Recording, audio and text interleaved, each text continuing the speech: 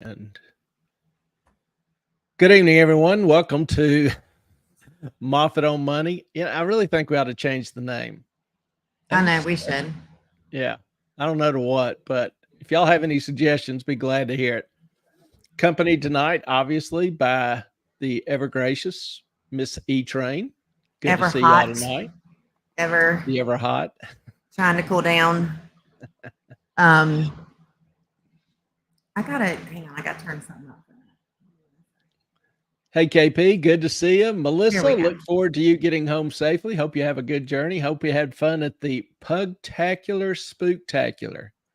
Kind of I'm sounds like assuming that's a something I'm sorry I Halloween, missed. like a Halloween pugtacular. Yeah, sorry I Spooky missed that. pugs. I hope you got some good pictures you can send us. We will definitely throw them up. Absolutely. Yeah, I was getting used to the cooler temperatures, and then today starts getting all warm. I I mean, it's like we got know. to start running the air conditioner again, and it's just I'd like for it just to be consistent, a little consistent. And KP, you're way up north. There is no reason for it to be hot where you are. None. That's just not right. And I want to apologize to anyone who watches this in the future, is watching now or listening. It is my fault. Hey, Lady in Black, we've Well, missed hey, you. good to see you. Welcome back. Hope The you've been reason, doing okay. the reason we haven't been on for the past couple Tuesdays is because I have been at my grandfather's every week for the past 6 weeks.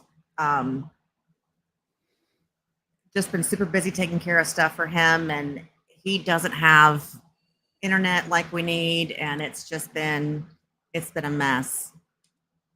Oh, Things have been a little hectic, and we also had the book club Thursday. So if you didn't join that, you need to pencil it in for next time. It was interesting. Had some good comments and enjoyed it. Good fellowship. It's becoming winter here in Southwest Ontario. I gotta admit, I wonder how some of y'all live that far north with those long winters. I love the area. There's areas in Montana and Canada that are just stunningly beautiful in the spring or summer, but 40 below, I'm I know. like, Listen, KP is in northeastern United States. 83 there today. That's crazy. That's about what it was here. yeah, it was, and we've been having lows in the 40s, and the high of the day's been in the 60s, and all of a sudden it jumps up 20 degrees. It's just a little warm. Mm-hmm. It's okay, KP. That was book club. You're fine. Yeah. We won't hold it against you. Never. But we need tonight to get some suggestions for the book club.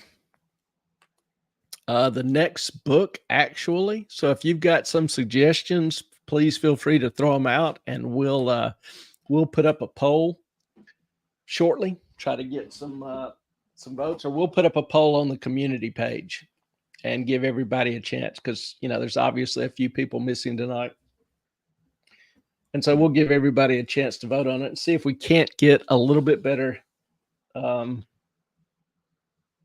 participation. Some of y'all wimped out, I think, because you didn't read it. Okay, I barely read it. So Ellen finished the one. Ellen finished the one book literally 10 minutes before we went on the air. Yeah. Lady in Black, it's beautiful here, even in winter. Yeah, I see some, picturesque, snow, little cabin by a river. Just, I think, I want to live there. And then all of a sudden, I think, I want a little place, little cabin where I can have some chickens, maybe, a little pig running around, a horse or something. And I think, 25, 30 below, I've got to go out and feed them. And I'm like, I don't want to leave that little wood stove. Clay gets cold when it's 60 outside. Yeah, I spent a winter up in Chicago.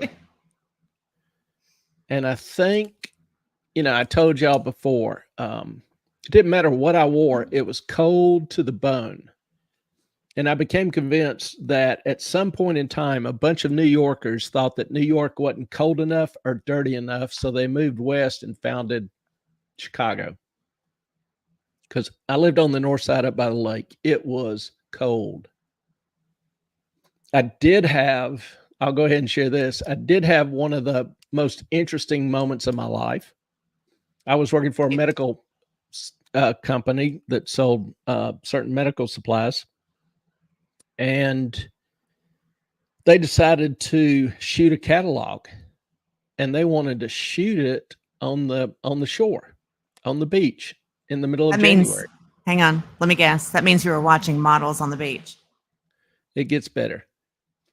Middle of January in Chicago at 4 a.m. on a Saturday morning. So I get invited, and I figure, what the heck? So get up and go. And it is 15 below. These girls are huddled or in a circle surrounded by forced hot air blowers, in a bigger circle, blowing hot air at them. And they're all wearing these huge parkas. And so you'll have the photographer setting up his lights position. You'll have a guy dressed in a big heavy parka with the item, and the photographer has him position it how he wants. And then they motion, and one of the girls throws their coat off, runs over to the beach, assumes the position with the item. The photographer shoots the picture, tries to do it in under 15 seconds. But these poor girls were absolutely freezing. And I'm not going to lie, it was epic. It was hilarious. You don't see many supply catalogs that have the items featured with girls in bikinis. It was kind of an interesting marketing idea, but that sounds like the 80s, early 90s. I'm just saying. Yeah, it was mid 80s. And, but yeah, that cold, and seeing the girls just hustle back and forth between the forced air heaters and having the waves lapping at their feet. That was just funny. I have a new okay. Lady Melissa suggests Raptor. Hang on. Can you wait? Yeah. Okay. I just have a new wrinkle across my forehead, and I am not happy about it. Couldn't really hear you. Kind of faded out. No, it's just you had your hand in front of your mic blocking your mouth. No, I said I have a new wrinkle across my forehead. I just realized. I think that's from all the stress from the past few weeks. I don't know. That right there. I thought it was a hair there for a minute, but it's not. Hadn't noticed. I'll give you some of my illustrious skin treatment stuff to help that. Well, I put some retinol on it earlier. But Melissa, Raptor Red, is that what your pup dressed up in, or is that a book? Then Lady in Black, not a big Sherlock fan. We actually read the first two books, and we talked about how that Arthur Conan Doyle was not pleased to be writing Sherlock. He did not like writing it. And so he wrote the two books, and they were pretty much, not much of a success, pretty mediocre. And he was going to drop it, but a newspaper wanted him to pick it up, condense the stories so that they could publish them. And that ended up stirring up tons of interest in Sherlock. And that's how he got on a roll with that. So that was kind of funny. Raptor Red is a book. I saw that. Lady in Black. Oh, that's my neighbors. Chickens, sheep, goats. I just have to go out and feed cats in the barns. Can't have them on the house. Nor do all of them want to be here, especially the ferals. No. When I got home from my grandfather's, our cat Mahoney, which I think y'all have seen on a couple of occasions, she decided that the best thing to do was to wake me up at like 3 a.m. every morning, headbutting me continuously. And I was like, I haven't slept in days, and this is what I get when I get home. Really? I was like, Mahoney, this is not okay. So next night, same thing. And I'm like, I'm either going to throw her out the window, or Clay said, why don't you just shut your door? I was like, that's not the worst idea ever. But yeah, and then she was headbutting Tallulah, and Tallulah's getting mad. And it was just like, what is your problem? All of a sudden, you were just being insane. Yeah, don't forget to throw out titles of books, y'all. We want your suggestions, and then I'll put up a poll on the community page, and we'll aim for the next book club. We need to do something relatively quick so that we can, schedule it and give time people to read the book. And y'all better read the book this time. Or at least show up. That's helpful. Yeah, both. Nothing's wrong with my grandfather in and of itself. Clay, I got this without giving out too much information. Okay. His wife passed away, and it came to be known that a ton of his money had gone missing, and he asked me to come and help handle the bleeding and where it was coming from, and to salvage what he had left. So yeah, it's been 6 weeks. I got to go back in a couple weeks for another meeting, and now at least he has control of his own finances. And I mean, he's 96 years old. I don't know if I mentioned that. I know I have in the past, but I don't know if you were in on that. But yeah, there's a special place in hell for people who steal from the elderly, in my opinion. But he lives by himself. I mean, he's totally fine. And he's got a good mind. He has good energy. You think of 96, kind of a decrepit little old person. No, he is a gentle soul. But he's pretty self-contained. He can't drive. He won't drive. He won't drive. Can't move far. So, he does need a little bit of assistance here and there, grocery shopping, that kind of thing. But really a kind soul, good spirit, and a kind of generous been man. taking advantage of. Yeah, very much so. So, and that that broke my heart. And I told him last time, I said, look, you took care of me when I was a kiddo, and I'm going to take care of you now. I got your back. And she has done her best, and he is very grateful. I will say that on her behalf. He's a good man. Back to the chickens, sheep, goats. Got distracted. That's all right. We are kind of a distracted group sometimes. What do you do with them in the middle of winter? Especially in Ontario. What's the low up there? He has a barn. They have barns. Chickens, you just take them in. Cats in the barns. Well, most of the barns I've seen aren't well insulated. They'll block the wind. That's all they need.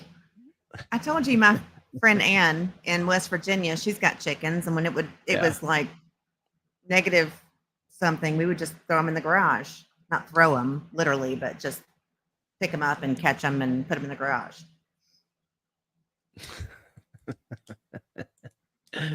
Yeah. All right. I mean, obviously it's doable, but I'm sitting here thinking, how much, how far north do I want to go? I knew I did not enjoy winters in Chicago at all. Now, Montana, apparently, I would love to move to, but I don't want to do a 9-month winter. You can't. You would not survive it. Yeah, I love you to pieces. I like the sun. Yeah, I like the sun. I love being able to hike, walk around, sit on my porch, watch the sunset kind of thing. Yep, not for 9 months. But that's a topic for another day. Clay was thinking that the Yellowstone was actually shot in Montana. And maybe some of it was, but most of it was shot in Arizona. I'm the one that told you that. Actually, New Mexico. Or New Mexico. But And the ranch, it big was so ranch that they use pretty. now is in Montana. It was so pretty and warm because it was in New Mexico. Yeah. All right. Tonight we got some, what I think are kind of interesting topics. We're going to talk about the booming economy and the booming trial with our well-known, much-loved Sam Bankman-Fried.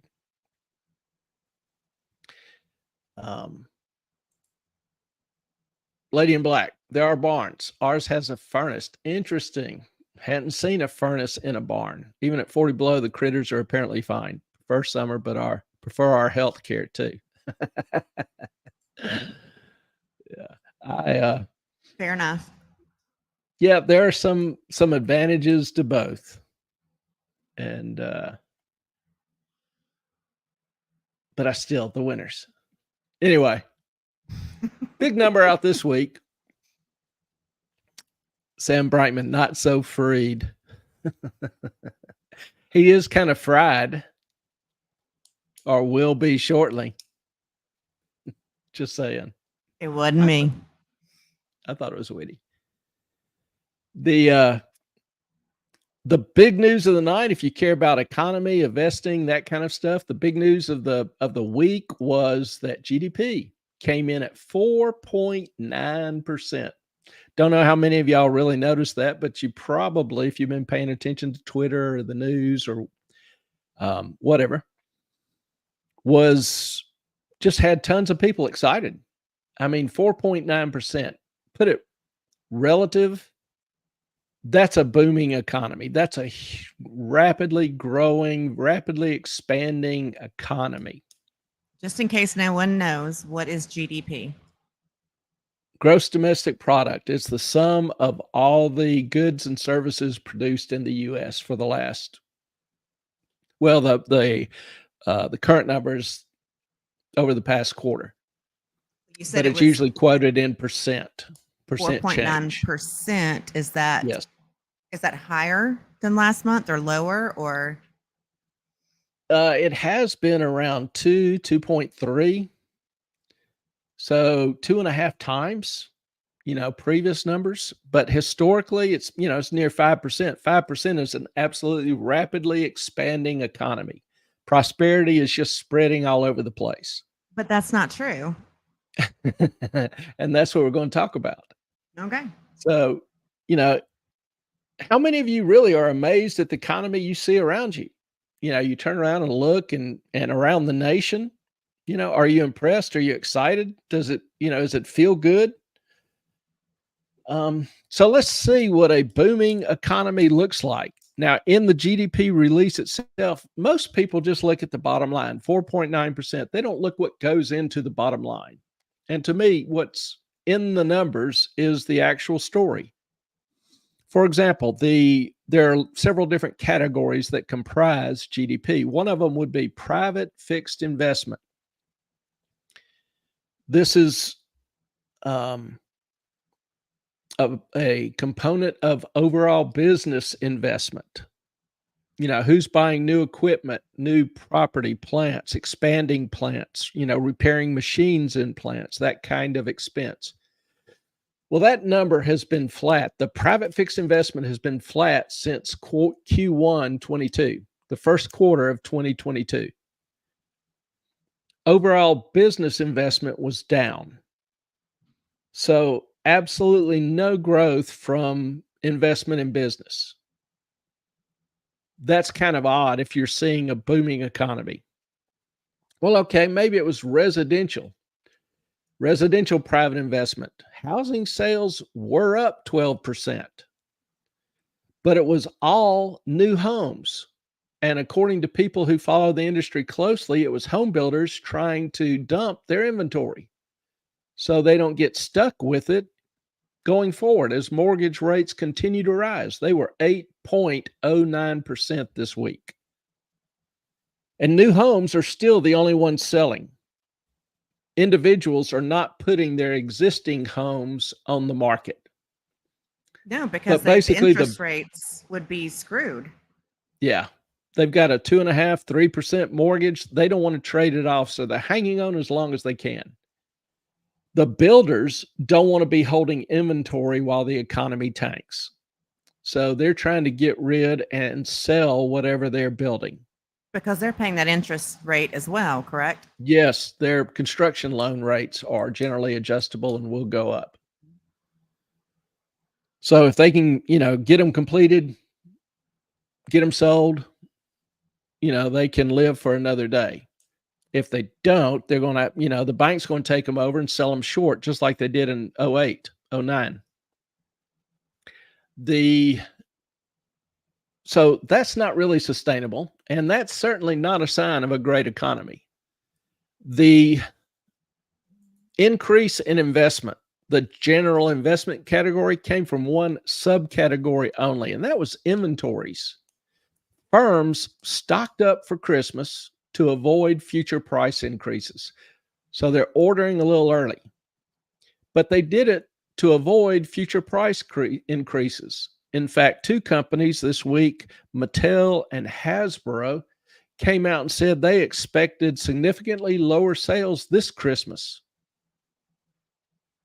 But because because they bought the inventory early, this added literally out of the 4.9%, just this one category added 1.4, 1.5% to GDP.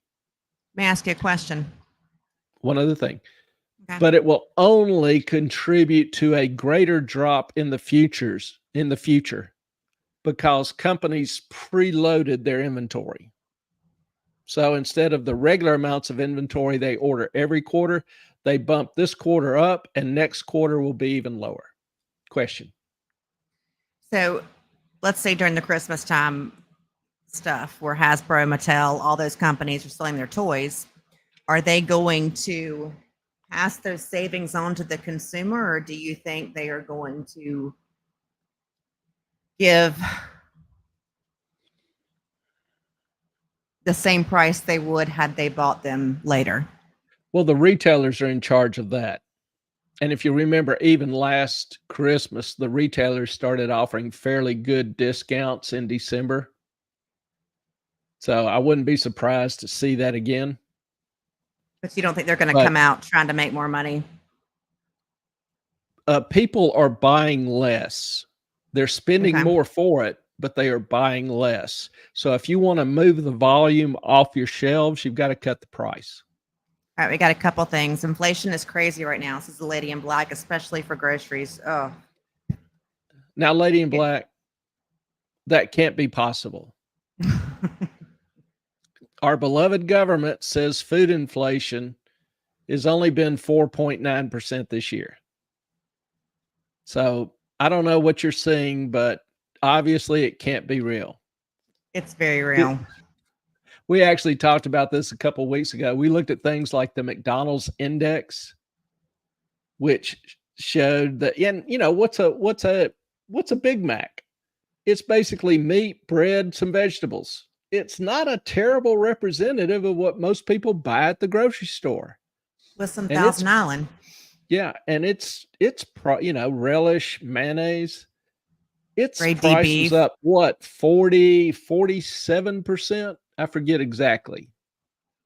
But, I was commenting to Ellen, a few weeks ago when I went to the store, we got some groceries and it was like $120, $150 and it was 3 bags. And I was like, now I know I've been buying groceries for a while. This used to be half the price last year. Oh, wait. No, I sent you a picture of all the groceries I purchased for $150. You did that too, but even before that. Yeah. Oh, I know. But I'm just saying, if you actually want to bring that picture up of $150 worth of groceries. Oh, it's on my phone. I probably should have done it. I can email it to you, I think. But okay. And then we got Talia. Thank you. Hey, Talia. Honey. We are getting snow in Wisconsin on Tuesday. I love fresh snow. Even in Chicago, I've been out to not Idaho. What's next to Utah? Couldn't even think of the name. Been out to Utah and seen fresh snow up there in the mountains. Beautiful. Colorado? Nevada? Yeah, I've been to Colorado and Utah, up in the mountains, and it's just absolutely beautiful when it snows.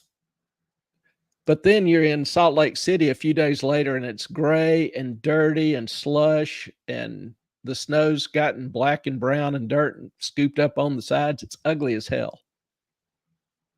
Can be picturesque mail. and can be ugly. I got mail. Let me see if I can dig this up here. And we will emphasize the point of what $150 in groceries It was looks over like. 150, but it was just disgusting to me to pay that much for just that little bit.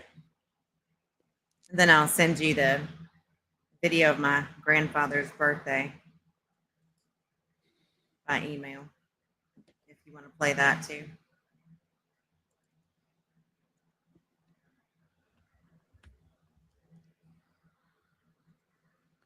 I got to save your picture and then open it. All right, let's do this.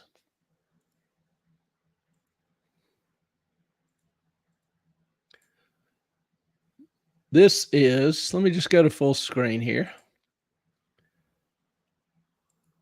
This is, We got some tomatoes, some cucumbers, yeah, a 12-pack of Monster, some Cheez-Its, some pretzels, 2 things a of couple of deodorant, energy drinks, couple of water Neo things, flavors. yeah. That was the 4 in the middle are just like travel size shampoo, conditioner, Listerine, mouthwash, and toothpaste, and then 2 hummus. These are bars of soap. No, that's deodorant. Okay, deodorant, and then 2 hummus and Yeah, because the it was little buy chocolate covered. one, get one half off. So Yeah, probably been $200 if it hadn't been. I know. But yeah, But that was seriously, $150. yeah. A year ago, you could have had this for 50 easy, Easy. 60 easy. No It's doubt. just, it's stupid what has happened to food prices. And the BLS says, I'm sorry, BA says that it's, hey, food's only increased, 12.9%, 17%, I think we said, for the past 2 years. No way. Not buying it.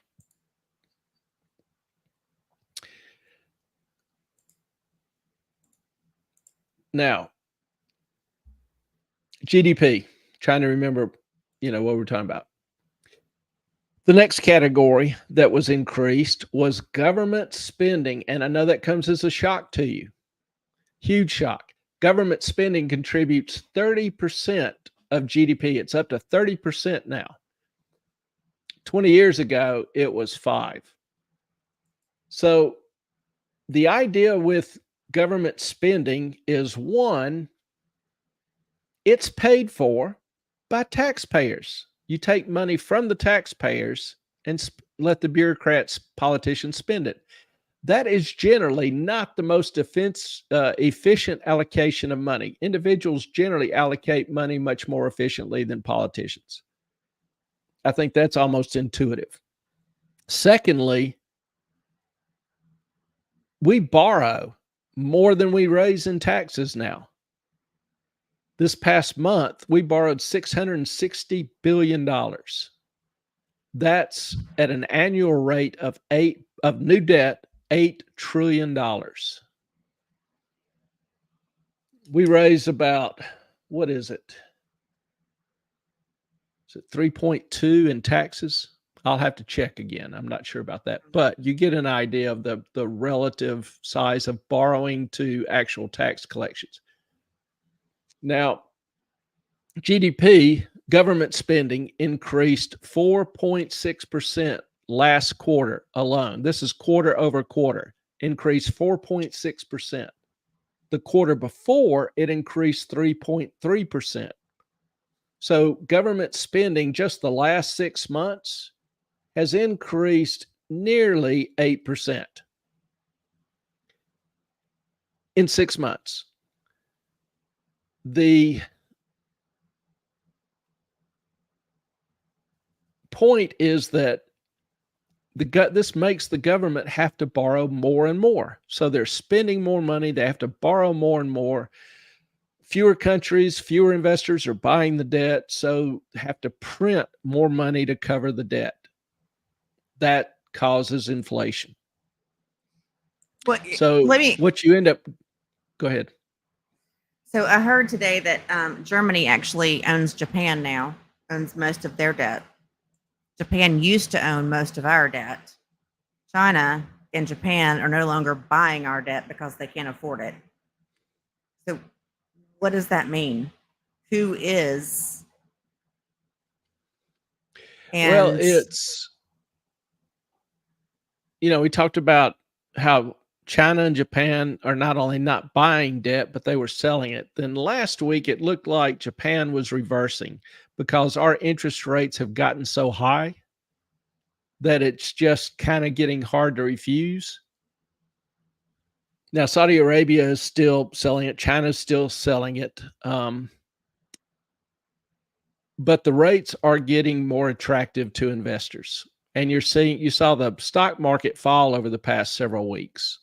So investors are likely pulling money out of stocks and starting to buy bonds. We saw stock prices drop and bond prices rise. I got to turn my fan down a little bit. Hang on. Sure. We'll talk about that a little bit more. But the idea is the more and more government spends, the more the poor and middle class are destroyed by the printing of money to pay for it. So it's not the economic stimulus many would want to believe. The other area that grew was consumer spending. And a lot of people say, yay, this is good. People are spending more money. Well, the fact is they're buying, as we just demonstrated with the groceries, they're buying less and paying more for it. So spending more money is not equivalent to actually buying more goods. It's just the fact that they cost more. More, yeah. I mean, anybody else been to the grocery store lately? Hang on. Nadine, where you been? Good to see you. You're here. Welcome. You've been missing. We were worried about you. Yeah, we were talking about you the other day and hoping you were okay. Absolutely. So consumer spending. Now, real household income has dropped. So after inflation, people are making less. We've talked about how the average American household, $65,000 a year, has lost $7,000 of that in purchasing power due to inflation. And that's the government figures. So we kind of think that may be a little conservative. Good to hear, Nadine. Glad you're doing okay. Sorry you were sick, but glad you're okay. And yes, as far as the book club, Rex, we're not looking for any particular genre. We're just looking for suggestions, and then I'll put up a poll on the community page and let everybody vote on what book they prefer to do for the next book club, which will be somewhere around a month. Let's make it a short one for all of those people who have full-time jobs that can't do it. I am 100% for The Problem of Pain by C.S. Lewis. That is my vote. So, because it's in our kitchen and you bought it for me to read. So, yeah, The Problem of Pain is a great work. C.S. Lewis is probably my favorite author overall. And not necessarily for his fiction. I actually prefer Tolkien's fiction over his. But Lewis had such a depth of understanding and a way to turn a phrase. He's just an interesting read. It's never a dull read. He's always very insightful, and I appreciate the hell out of that kind of ability, that kind of gift. So, consumer debt. Disposable personal income was up 1.9%, while inflation's been running about 4%. So I call BS on that. Yeah. Total, but consumer spending up. Well, where are they getting the money from if their incomes aren't keeping up with inflation? Well, we can figure that out pretty easily because total credit card debt was up over $45 billion this quarter alone. That's more than, Disgusting. to give you some perspective, that's 3 times the average since 2008. Average debt now, credit card debt, is $12,000 per household. That's pretty massive. Add to that, credit card interest rates have increased by 30-40% from an average of 18-19% to 29%. Hey, Clay, So the real do you Yes, remember ma'am. the days when there was like a 5% credit card interest rate? Oh, yeah. I used to have one through a bank in Arkansas. It was an adjustable rate, but yeah. Of I course, think I back had a then you didn't. 7.5 flat, just period. Yeah, I don't know. Not sure. I would believe it, but I don't This exactly was back in recall. the early 90s. So, Yeah. And they didn't have all the points and other cash rewards that they give now. well, they're trying to get rid of those. Yeah. Trying to get rid of everything but the interest rate. Yeah. So the basic idea in seeing consumer spending increase and contribute to GDP is how much more spending can increase. How much more can the credit cards hold? Now, we just saw last week where auto loan defaults are increasing. We know student loan payments are about to kick in. So, how do you think this will end? Honestly curious here. In terms of spending, with most people already stretched, with student loans kicking in, Mhm. with interest on their credit cards going Through the up, their roof. balance is going up. How does this end? I don't think it ends pretty. I don't think this is a soft ending. We hear people talk about a soft landing. There is just nothing going on that I can tell or see in the economy that is positive for the economy. GDP comes in at 4.9%. And I'm like, looking at, well, consumer debt. I mean, consumer spending is up. Yeah, because people are having to use credit cards. They're having to take from savings. Personal savings are dropping. They dropped by from like 1.2 trillion to 650 billion last quarter. So they're burning through their savings. They're charging the hell out of credit cards. So is an increase in consumer spending when they're paying more and getting less a good thing? No. So, people cheering this GDP, I just found it fascinating. The and even in the GDP, they include a price index for how much the prices increased during that quarter. Prices more than doubled from 3.5% from 1.7 the previous quarter. This is not an annual rate. This is for the quarter. So that's an annual rate of 13.5% inflation. That's a good thing. You look at some of the major barometers of the economy, like durable goods. Durable goods fell 4.5%. Nobody's building houses, nobody's remodeling houses. That's the single biggest industry in the country. If it's doing bad, the country's doing bad. Nadine, I was about to ask that question to Clay. So I'm going to pop it up here. And Clay, if you'll hear me out first. Sure. We are giving ridiculous amounts of money to mostly Ukraine, some to Israel. We're still funding Iran, which is insane to me. Iran has just said that um, if we support Israel getting rid of Hamas, that they are going to go after us. It seems we're already almost bankrupt. I mean, if you look at it in a practical reality. I know we can print more money, but that doesn't make the money worth any more than it was. No one's buying our debt. There are economical incentives behind war. I think the MIC, military industrial complex, such as people like what is the female running for presidential candidate, South Haley, Carolina governor? Yeah, she's invested highly in that. Do these political figures truly have any idea of what they're doing outside their own pocketbooks? And what's it going to do to the United States, especially with 8 million illegal immigrants coming into our country that we are funding for?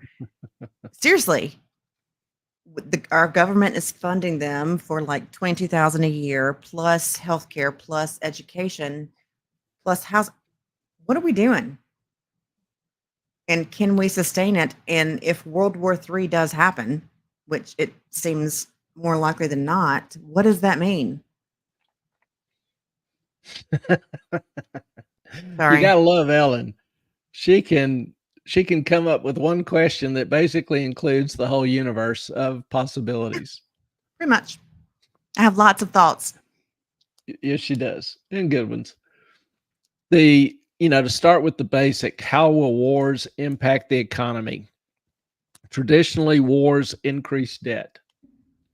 The only time we've seen this current level of debt to GDP has been during World War II, and it got paid down quickly after that.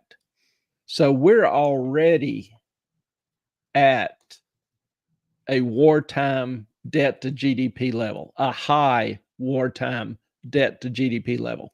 Wars are terribly expensive. We have, for a lot of our munitions, and munitions are like the bullets and mortar shells and artillery shells and tank shells, the things that go boom. We've given a lot of those boom objects, since boom is the topic of the night, to Ukraine.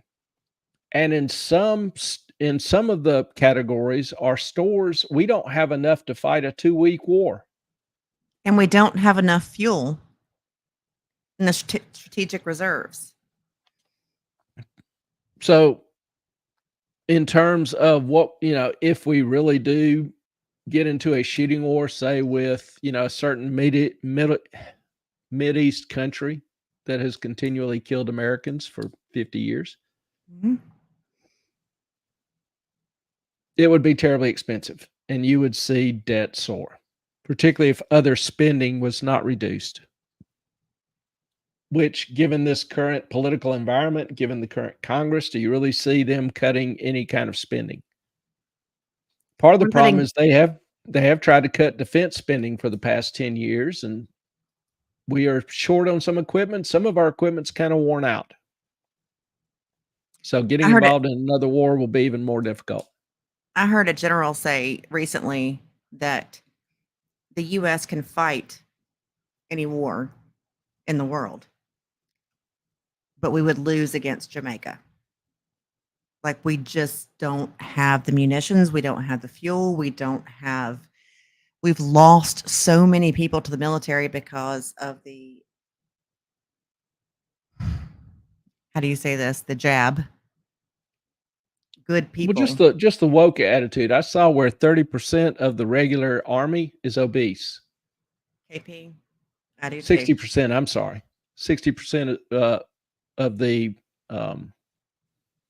regular army is obese. It's hard to fight a war with a fat ass army. We'll see. It is not an ideal time for us to go to war. We're going to have a hard time affording it. We don't have the bullets, and we don't have the technology. We don't have a well-conditioned force. Okay, KP, here you go. Play. I need a little bit of hope right now. I'm being completely transparent with you right now. The hope is that American ingenuity, we have faced hard times before. and we always find a way. We are the most creative, most industrious people the world has ever seen. And we find a way. We'll pull up our bootstraps, cinch up our pants, we'll toughen up, we'll do what needs to be done, and we'll get it done. We'll put That's our what big we've girl always panties done. on. Yeah, that's what we've always done. And when I talk about some of the stuff, I'm not trying to be depressing. I want you aware because I firmly believe we obviously are headed for some tougher times, but you can't have the mountaintops without the valleys. And the valley is not going to last forever. I was talking about on Twitter, somebody made some comment about, being a millennial, being a Gen Zer, they'd never be able to own a house. And I'm like, quit your bitching. Previous generations have seen asset bubbles. They come down. Bubbles always pop. Things get worse, things get better. And even when they're bad, I mean, in the 70s, we had an economic malaise. We had high inflation. We were militarily a joke. The Soviet Union was in ascendancy, gaining territories in Nicaragua and Vietnam and all over the place. And within 10 years, that had completely reversed. Now, does that mean there weren't some hard times in the 70s? There still were opportunities. That's when Dell and Apple and Microsoft and Cisco all got their start. So, these are the worst of times. These are the best of times. Hey, Clay, I think it's not just what we're saying. I think it's what people are hearing all over, people who are open-minded, who see like the big picture across the world and how our response is. And then, like Nadine mentions, AI, and not sure how this new economy will be. And KP says, I'm aware, but I'm also hyper aware of the general state of things. I'm stressed all the time. I need a bright spot to aim for. What you need to aim for is protecting yourself. Yeah, Just in general. It's okay for, there to be mountaintops and valleys. If you're informed, you can make better decisions. And that's kind of the goal. And I told even our neighbor, like she asked me months or maybe a year ago. Sorry. Hang on. Don't want a dog getting a hold of that. That, I said, just start grabbing at whatever your groceries are. If you buy some canned food, grab a couple more. Just kind of start stocking your food. Doesn't have to be a lot at one time. Give it some time. And just, make sure that if something happens that you can at least feed yourself. That you can take care of you and your family. And that's just like the smallest way to start. Yeah, just start working on a plan B. Mm-hmm. If food costs continue to get prohibitive, is there something you can do? I've seen people start like live in apartments. They start a little commune on the top of their apartment building with planters and growing vegetables. Whole Foods actually started growing a lot of their vegetables on their rooftops. Use porches instead of having grass. Maybe, you plant a garden. We have a lot of pots that we grow stuff in. We live on an island, on. so the lot is small. Yeah. Yeah, and we have sand, so we have to do things. But there's always hope. There's always alternative. There's always options, as long as you are believing and looking for them. Mm-hmm. I was talking to Ellen a week or two ago and said, we probably need to work more on the entertainment value.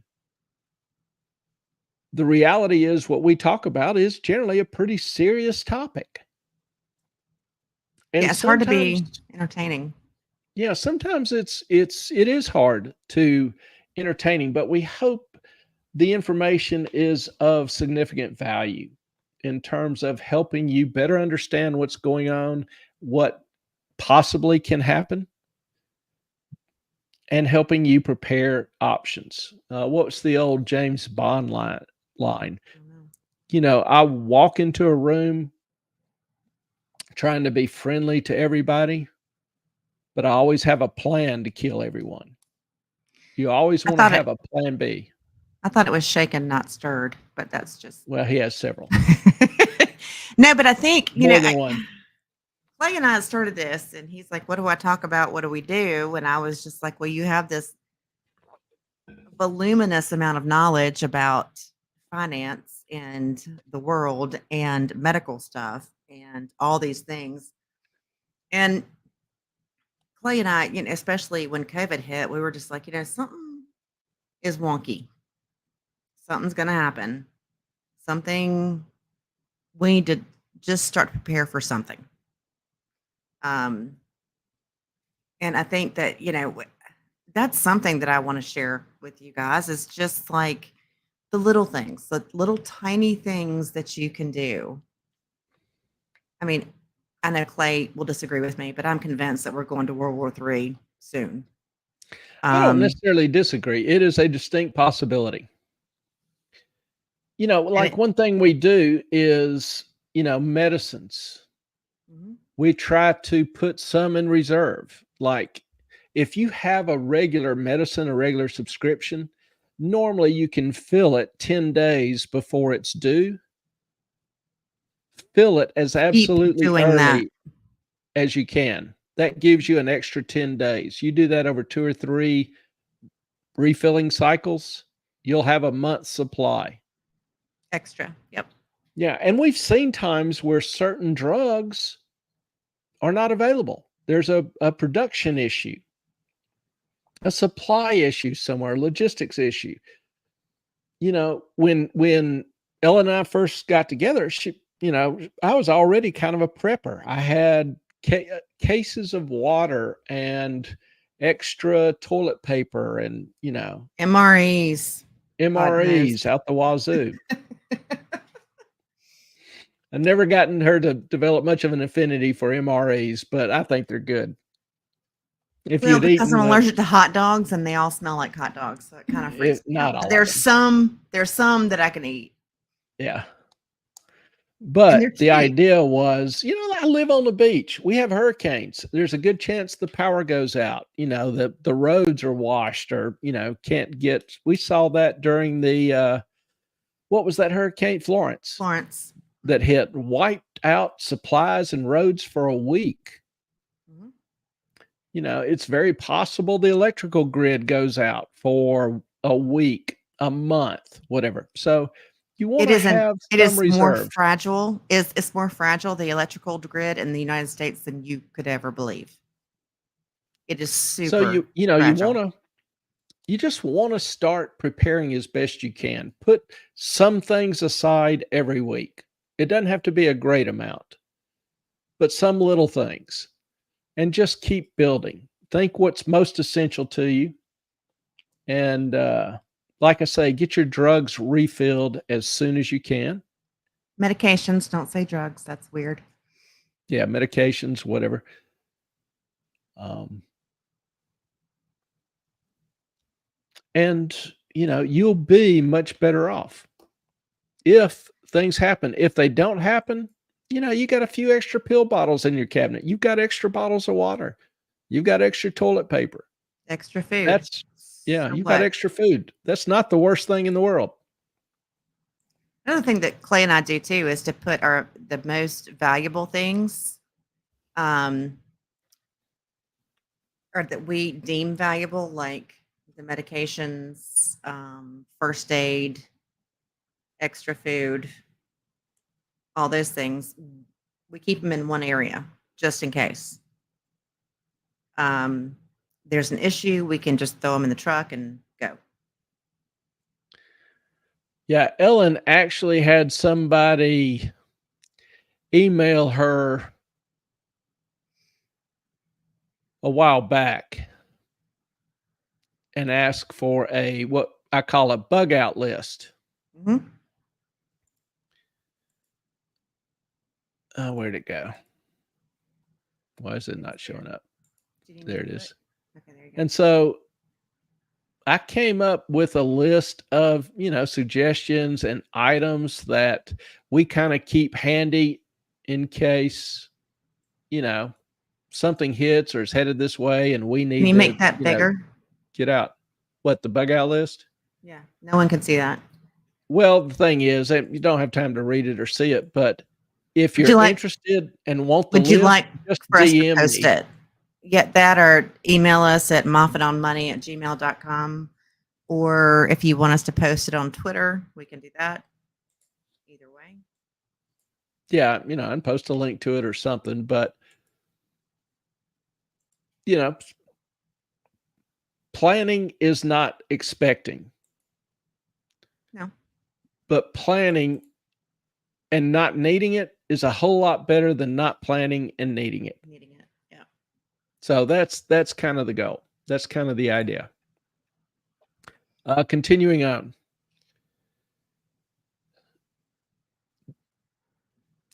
The boom we saw in GDP is simply unsustainable. It's, even government spending increases will be problematic going forward, especially at the rate they're going now. In 3 years at the current rate, we'll double our current debt from 33 trillion to 66 trillion. The interest expense on that debt will be the single largest expense of the federal government in 2 years, higher than defense, higher than Social Security, higher than Medicaid. Does that sound good to anybody? Nope. I see people cheering this understanding cheering this GDP with absolutely no understanding.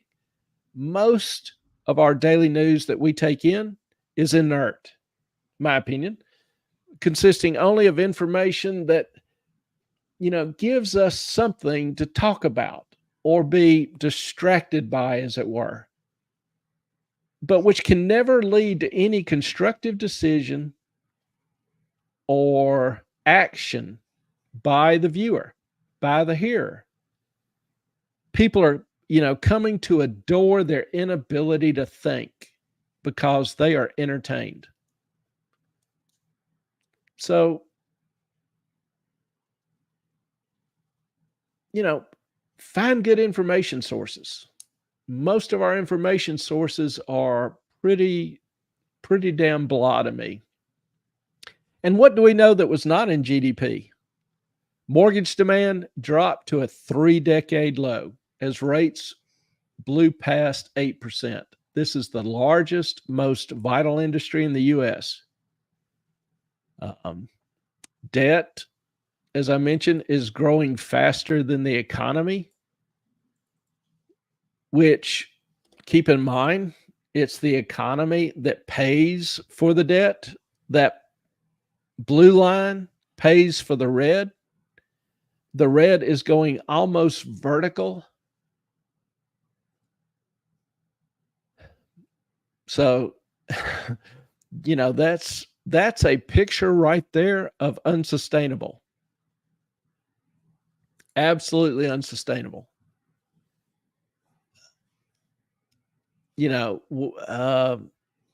Money markets, banking. We've talked about banking a lot. You'll notice this little uptick here in the corner. We saw now money markets. We've talked about how people are taking money out of banks and putting them in money markets because they get so much a much better yield. Well, last month, that kind of reversed. The growth in money markets slowed. And this was probably due to tax season, end of the quarter tax payments. They put in banks so that the checks could clear so that they could transfer it to the IRS. Well, this past week, we saw money market growth continue on an upward trend again. The inflow of money resumed to money markets. It's not back to its highs, but give it another month, it'll blow past the highs. Now, understand also the harm this does to banks. Banks need the deposits. They need to try to stop the deposit runs. And extending that thought, the banks, particularly after the fall of SVB and First Republic, had a run on the banks. So the Federal Reserve created this bank term funding project. Can you make that a little bit bigger? It's hard to see.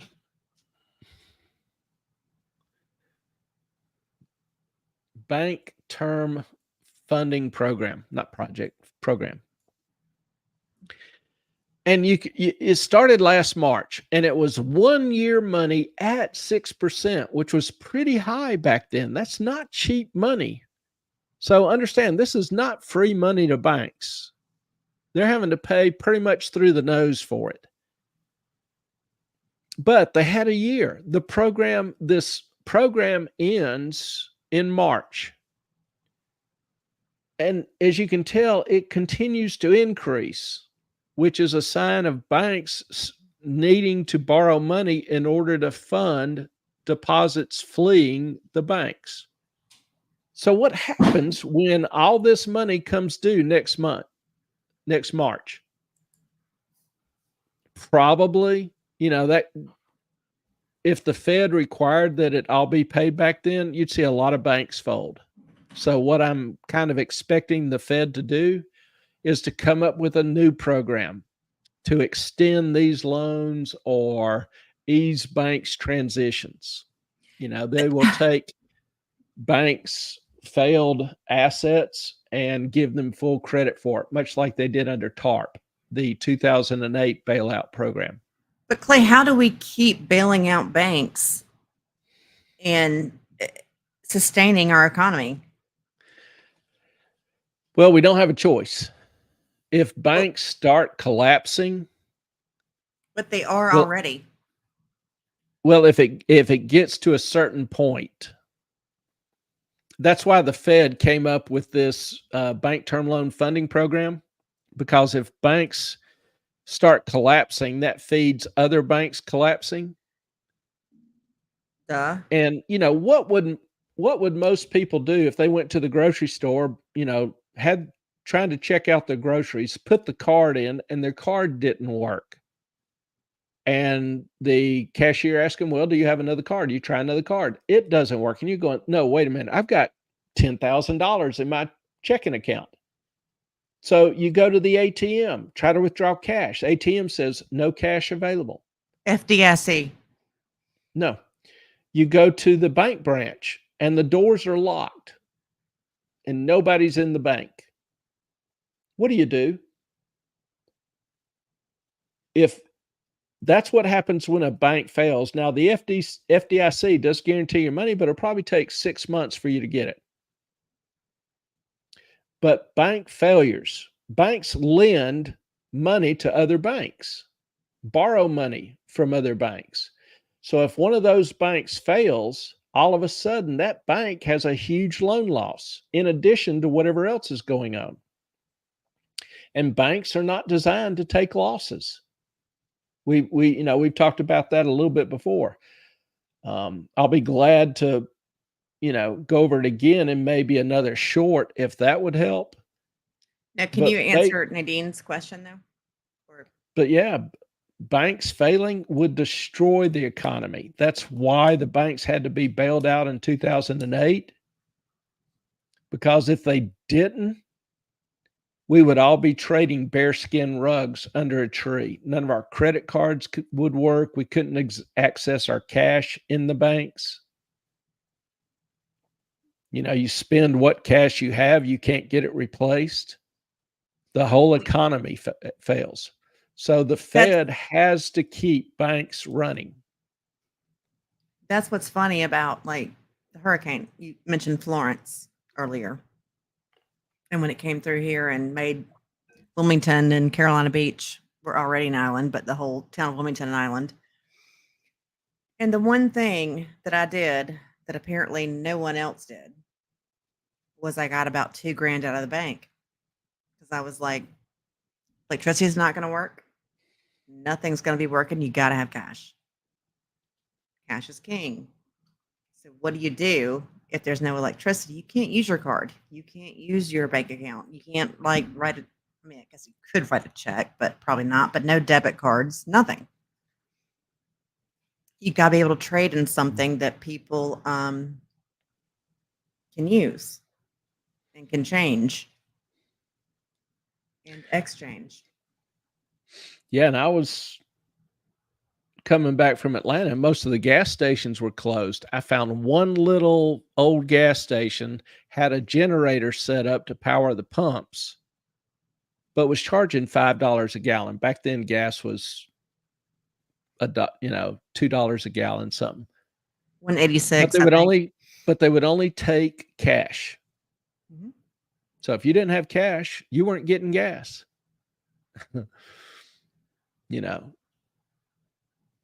Most people could not handle it if credit cards didn't work.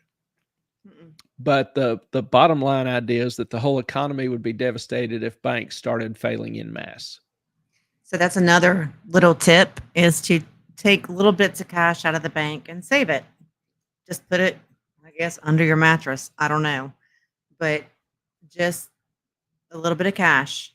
Just keep it coming in because you're going to need it. Now, in terms of the markets as a whole, the markets are kind of digesting this information, particularly from the GDP and some of the underlying, bits. Most of the major stock indices are down more than 10% since the July highs. I tweeted a couple days ago that S&P was down 9.3, was on the verge of passing 10%, which is a quote unquote official correction. Even the Russell 2000, it has 2,000 stocks in the index. It's down over 10%. So very, very broad market indice. Now the Fed's the 800-pound gorilla. The Fed said, a month or 2 months ago that it would probably pass on hiking rates the next opportunity, but probably have one hike before the year was over. And then next year, it would be kind of a status quo, higher for longer. So they were telegraphing that they would not cut rates quickly. Now, the market was a little hesitant, or had been a little hesitant, to believe that, inflation was anything but transitory and that rates were going to go up and then the Fed was going to drop back down to zero. Well, the market is giving up that expectation, and that has forced bond yields higher, at least on the longer end of the curve. If you look at these treasury yields, and there's the green line. Oh, this is a picture. I can't highlight it.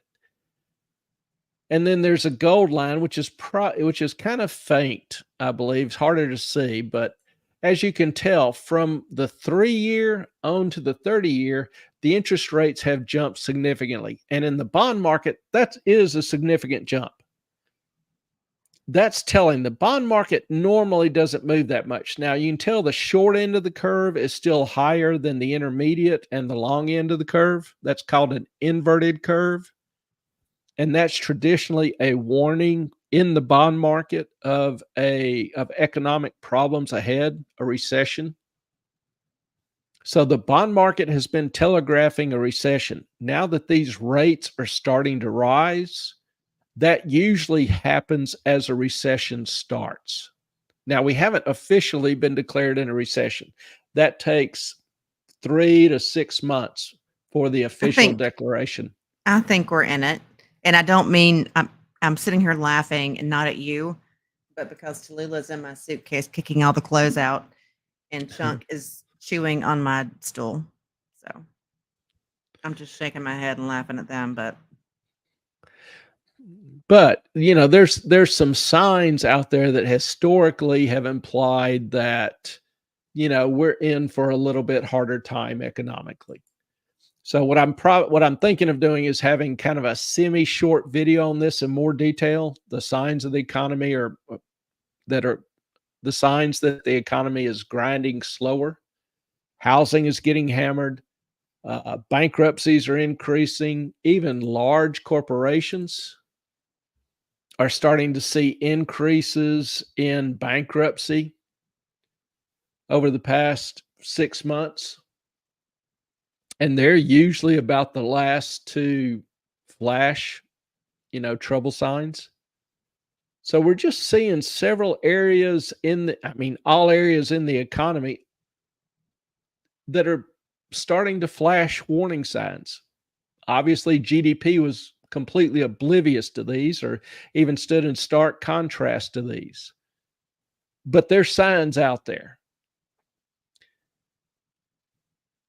Anybody have any questions on the economy? GDP, bankruptcy. yeah. Where are we headed? What's going on? How is this the war? The Taiwan, which is coming, Ukraine, Israeli that we're funding. Where's it going? How can we do it? I mean, a couple things. I think obviously the Israeli Gaza situation, Israel is now moving into Gaza. And you'll probably see Hezbollah, which is in the West Bank and Lebanon. Lebanon. You'll probably see them move increasingly on Israel. You may see Syria try to move on Israel.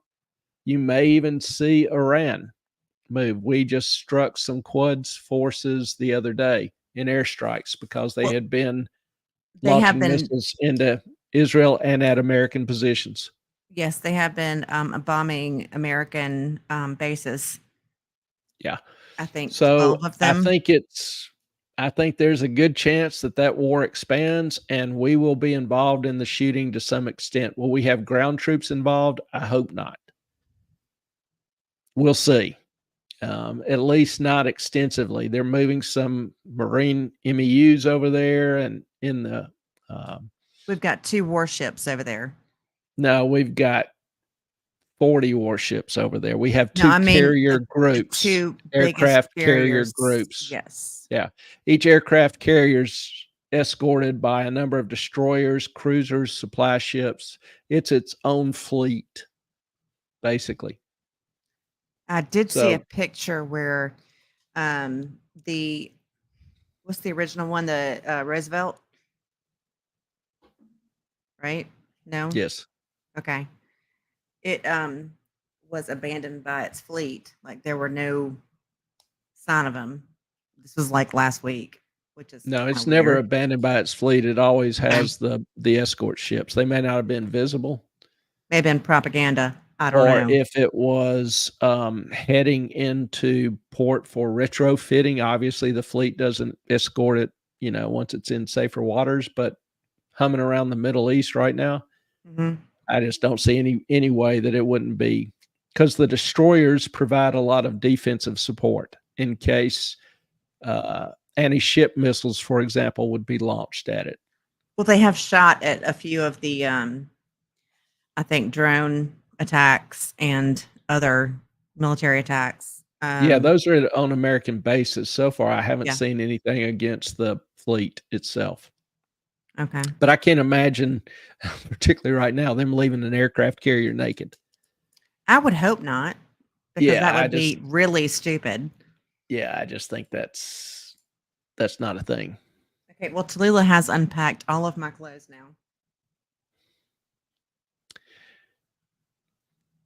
Lady in Black, how are we bailing out banks when they are making, clicked on the wrong one. Sorry. That's a good one. Yeah, there you go. Yeah. How are we bailing out banks when they make billions a quarter? The small banks, and it depends on the composition of the bank's deposits and assets.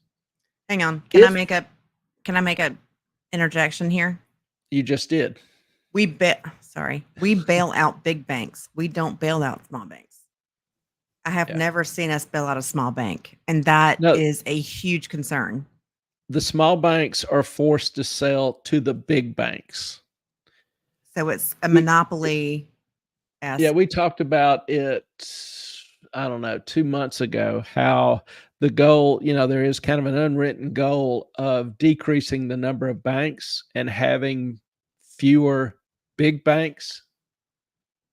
A monopoly. And we Kinda talked like about, the it's not a MIC. monopoly. It would be, we've talked about how, like it with the Great Reset, the idea is a corporatocracy where you have a few powerful corporations working in cooperation with the government.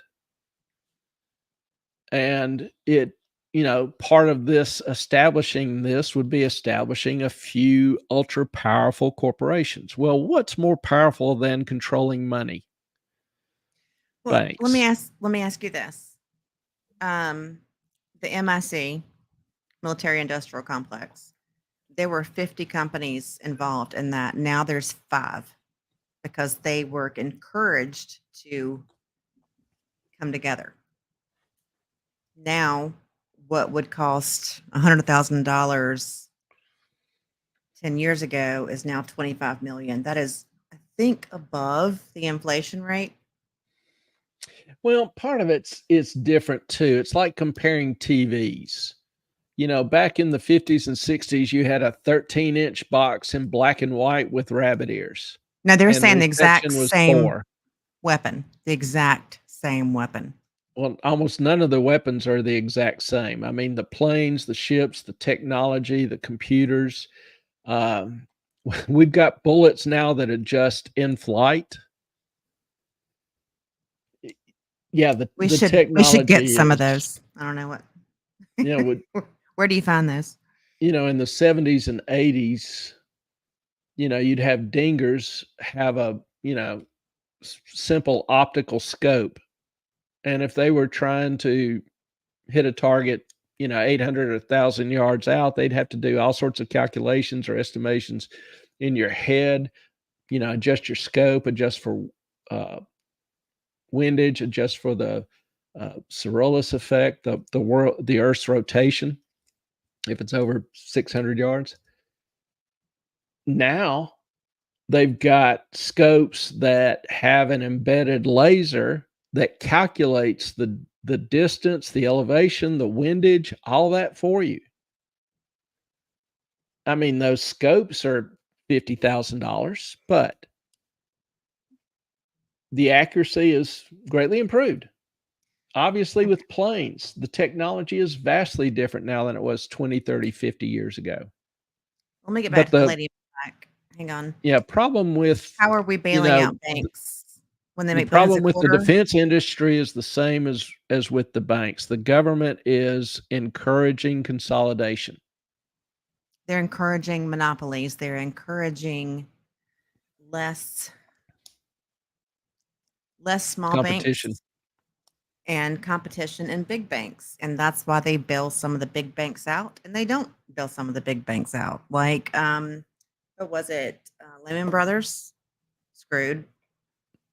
They were huge, but I think this is not a financial opinion that is shared by Clay, but I think that they support the people who support their values,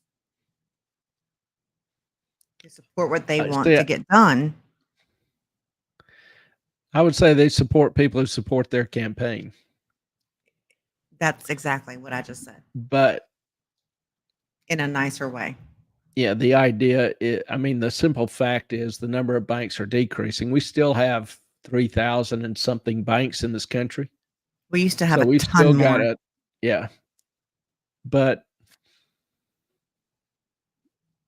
the savings and loan crisis in the 80s wiped out a bunch of those. And then 2007, the subprime crisis wiped out a bunch more and continued to for years after. I mean, we were still losing 8 or 9 banks a month in 2010, 2011. Yeah. So, I mean, there are lots of banks that have, I mean, even yeah. Truist was BB&T and Yeah. another bank. I mean, it's just more The monopolies idea we have, is the that lower amount of, we bail out large banks, and we kill the small ones. and the small ones don't get bailed out, but they are acquired by the larger, making the larger even larger. If you remember, Obama ran on a platform of too big to fail, trying to reduce the too big to fail, where during his 8 years, the too big to fail got even bigger. And that trend simply continues today. And Nadine, it's not normally cyclical. I mean, it is on, I guess, some extent, but I think what we're in now is a little more dangerous because everything is shrinking. This is my opinion, not Clay's. As far as finance, as far as the wars that we are deciding to get into, and the debt that we are going to incur that we can't afford. Clay? In terms of cyclical, the economy does cycle. We have had recessionary, the Great Recession in 2008, and we made it through that. This, I don't know if it will be as severe in some ways. Obviously it will impact some people worse, but for the majority of the people, the majority of the economy, I'm not sure if it will be as bad or as impactful to the number of people as the previous one. Does it have the potential to? Absolutely. Absolutely. There's some very weird things in the economy that have been We propped up. weren't in the middle of 3 wars when we had the Well, we're last not in the one. middle of 3 wars right now. We got The Israel, we thing got is we've Ukraine. never had such high credit. We've never had such low personal savings. We've never had housing prices so overpriced compared to median income. We've had a prolonged period of drops in real income where, adjusted for inflation, your money buys less and less and less. We've never had periods where energy was so hated. I mean, some governments absolutely hate carbon-based fuels, and they're doing everything they can to eliminate them. And they're not substituting, for example, nuclear energy. So that's something to me that a lot of people overlook. We cannot function without cheap energy. You won't see any economic growth. You won't see any innovation. You won't see new plants. You won't see new jobs without cheap energy. The jobs and the capital, the investment will go elsewhere. Question. I heard someone say today when challenged with Kennedy's thing about, I think it was Kennedy, maybe it was Graham, I think it was Kennedy, about hitting every Iran drilling station for how many ever lives they took from Americans. And somebody said, well, they won't have any fuel. Like we won't have any fuel. We'll have to pay so much more for it. And I'm like, we have it in our country. We don't have to do that. Well, the thing is, that's a problem too, because Iran produces a good bit of the world's oil. But And we that could be number demand, one. that demand doesn't drop. Nope. It's pretty fixed. Like pulp and paper mills, they don't turn off for the night. Nope. Or they don't cease production. They have to keep producing because it's so expensive to shut them down. They have to keep producing. People And they're still need to drive. stinky. You still need plastics for bottled water and straws and whatever else. So the demand for oil is pretty substantial. If Iran is bombed, the price of oil would absolutely soar. Now, Ellen's point that we have oil that we can drill is true and a little bit difficult at the same time, because I get the that. president has killed leases on tons of land. He's killed drilling offshore. The He's pipeline from trying to Canada. restrict. He's trying to restrict fracking in as so far as possible. He's eliminated drilling in Alaska, and so new capital has not been invested in U.S. oil wells over the past 2 or 3 years. And it takes a year, at least several years, to drill and produce and connect the oil to the system.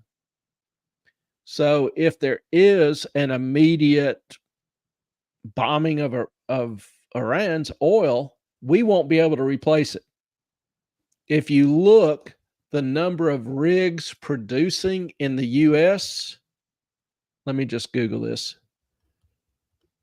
While you're giggling it, is it not true that we had the pipeline set up that we could have been entirely energy and efficient ourselves, just relying on our own Well, we're by still now? okay. Two different questions. Let me just stick to one at a time. Okay. I can't see those numbers. They are so I tiny. know. I'm working on it. Give me a second.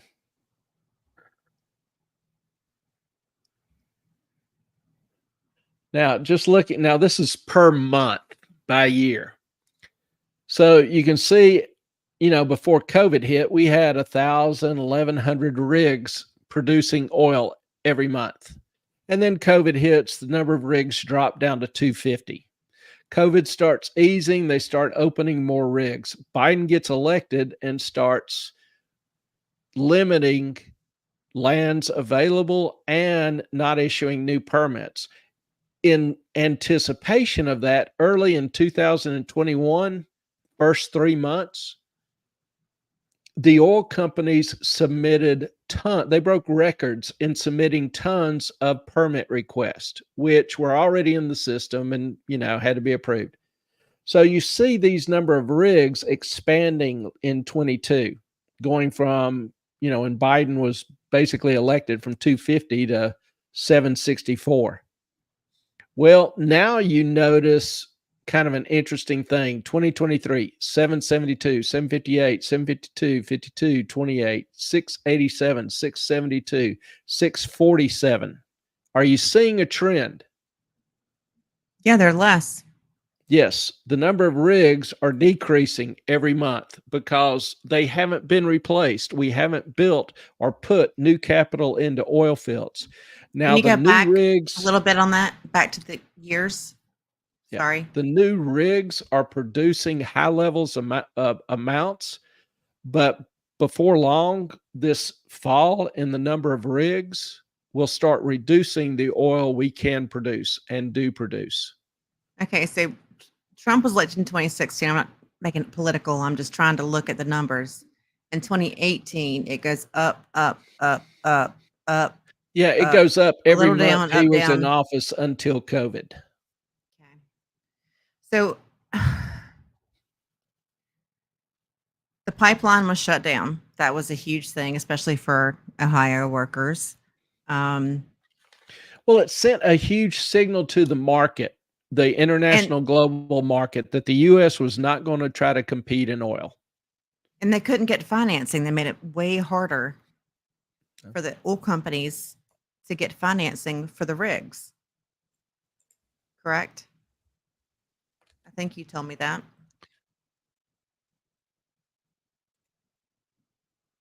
Y'all, I do listen to him every now and then. It's optional. No, it's not. I always listen to you. I learn a lot from you. Where is But they couldn't get loans. Hang on. This is from Nadine. trying to find a chart here? All right. let me show you something right here.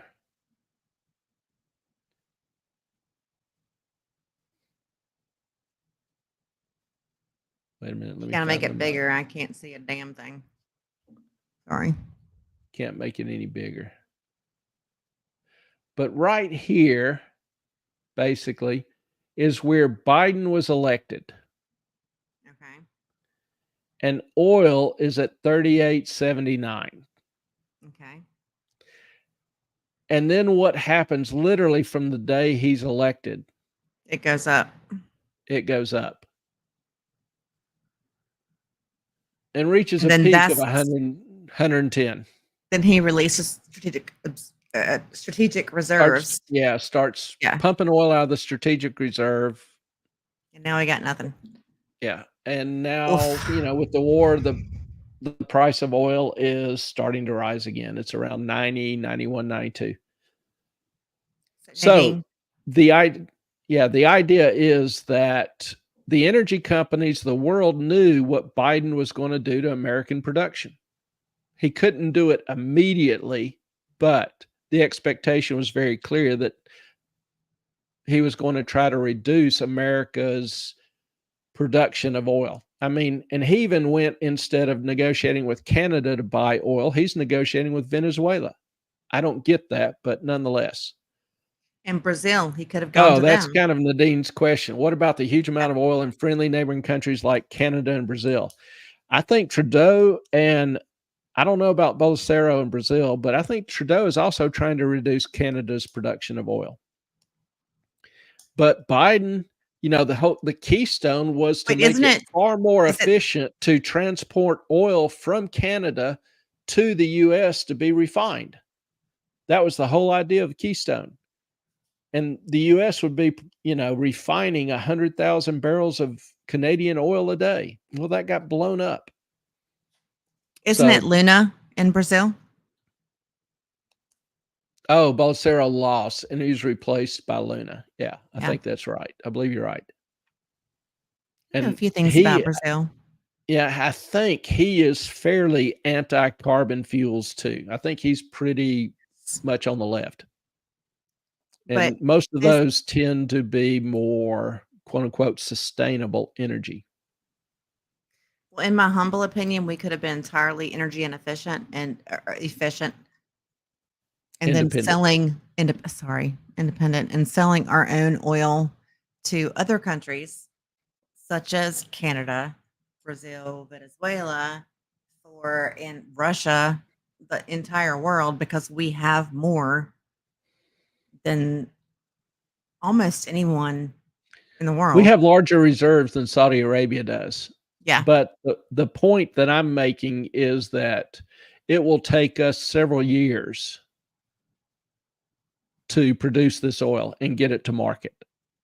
So if we bomb Iran, we need to get used to extremely high oil prices, $150, $200 a barrel. But if we had done this for years, 3 years ago.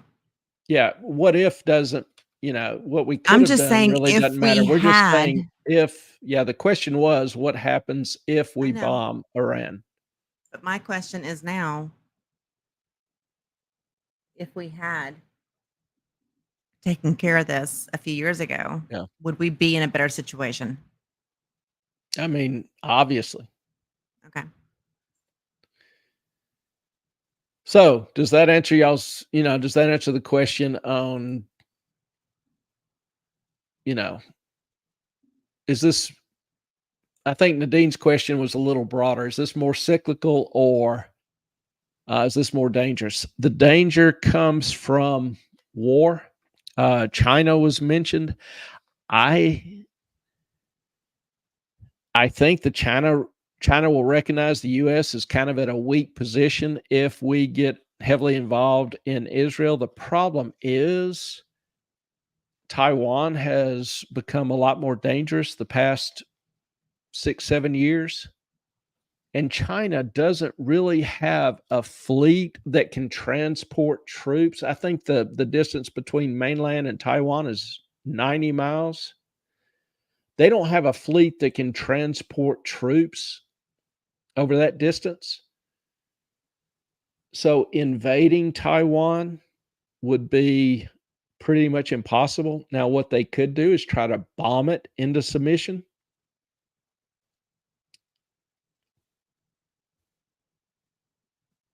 Don't know exactly how that would go. There's a lot of variables in that particular issue.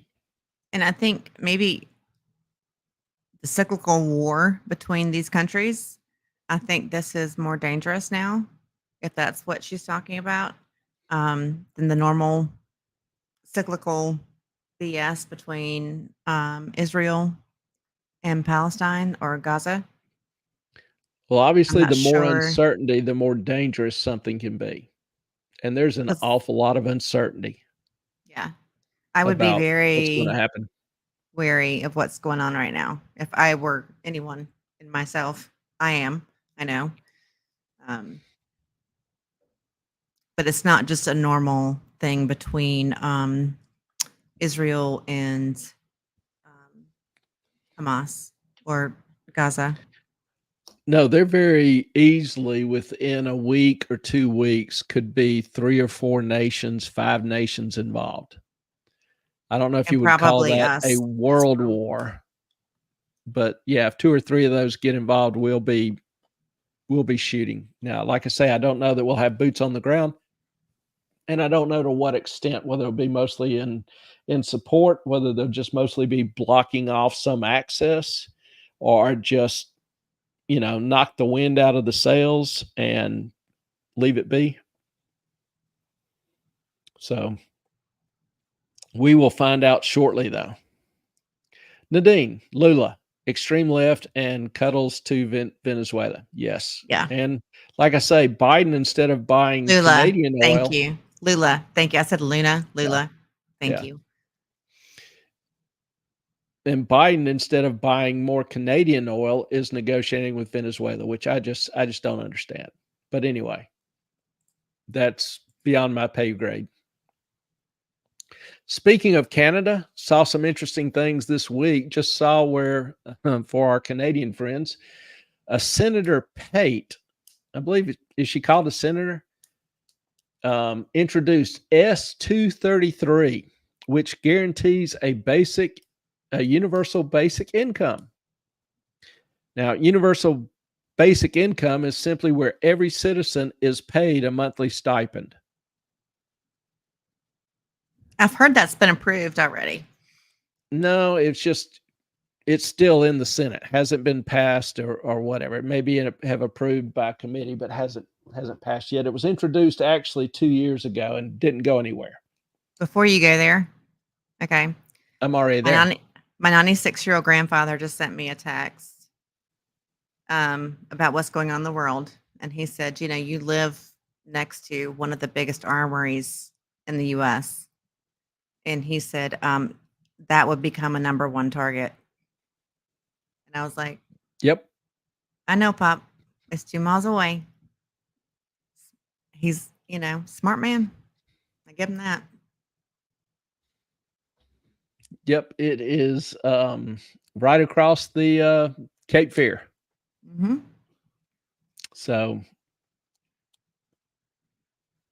and also we are a modestly significant port on the West Coast, on the East Coast, West Coast, East Coast. We're on the East Coast.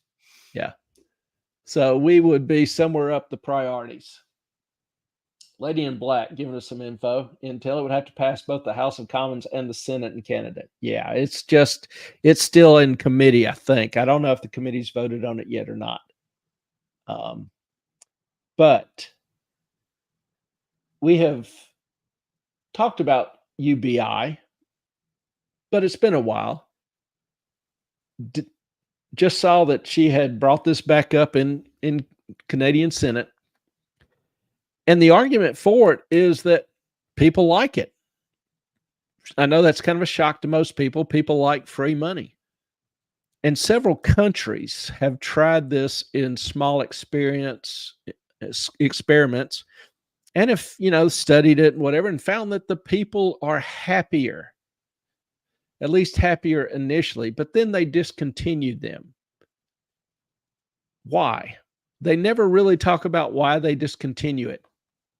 But I think we got a pretty strong clue as to why they discontinue it over these past couple of years, past few years, when, as to what the consequence is of paying people and it's not tied to production. Everybody likes free money until they realize what it costs. And what, has it cost in this country to pay people not to work? Well, we had almost double digit inflation. We're seeing, it continue. We're seeing businesses and jobs being destroyed. We're seeing savings being destroyed. We're seeing a record number of full-time jobs, people having 2 full-time jobs, up to 480,000, all-time high. We're seeing full-time jobs destroyed. We're seeing people have to get part-time jobs in addition to their full-time jobs to make ends meet. So there is a cost to this. You just simply cannot pay somebody independent of their production and have it be sustainable. Now, I will say this. Milton Friedman actually argued some for UBI, particularly over what he called welfare or transfer payments. He thought UBI probably would work better. And he may have a point. They'd never really been able to successfully weigh or try the two, one versus the other, and see what the actual consequences end up being. But the important thing, and the reason why I bring this up, is the notion of how would it be paid to the citizens? How would the UBI be paid to the citizens? Now, if you remember when we talked about the WEF and the Great Reset, we actually talked about a UBI and how I thought it was likely that a UBI would be introduced, and then it would be paid in a CBDC, a central bank digital currency. So you would introduce both at the same time. That would help sell the idea of a central digital currency and make the you could argue it made the transactions more efficient. That's kind of a misnomer for encouraging people to accept and use a central bank digital currency, which in effect gives government control literally over everything you say and do. Imagine a scenario where, the government is paying you a central bank digital currency and they ask, have you had your latest vax? If not, you're not getting your daily income. Do you want to buy more meat than your daily limit? Again, no money for that. Do you want to travel and can't afford the carbon credits? Credit card's not going to work. Your EBT card, CBDC card's not going to work. Do you want guns or bullets? Not allowed. Can't buy those. Do you want something outside of your 15-minute city? What do you think? Honestly, do you think governments as currently constituted won't take these kind of quote unquote encouraging steps to help you live a better life? Did we not just see in Canada the truckers and supporters lose access to their bank accounts because the government was tired of their protest, told them enough? Didn't we just see Australia confine citizens suspected of having COVID to concentration camps? A CBDC won't just alter our relationship with money, but it will alter our relationship with government. Giving them info literally on everything you do and buy and sell, as well as the ability to forbid such transactions for whatever reason they want. All they have to do is flip a switch, put in a line of code, bam.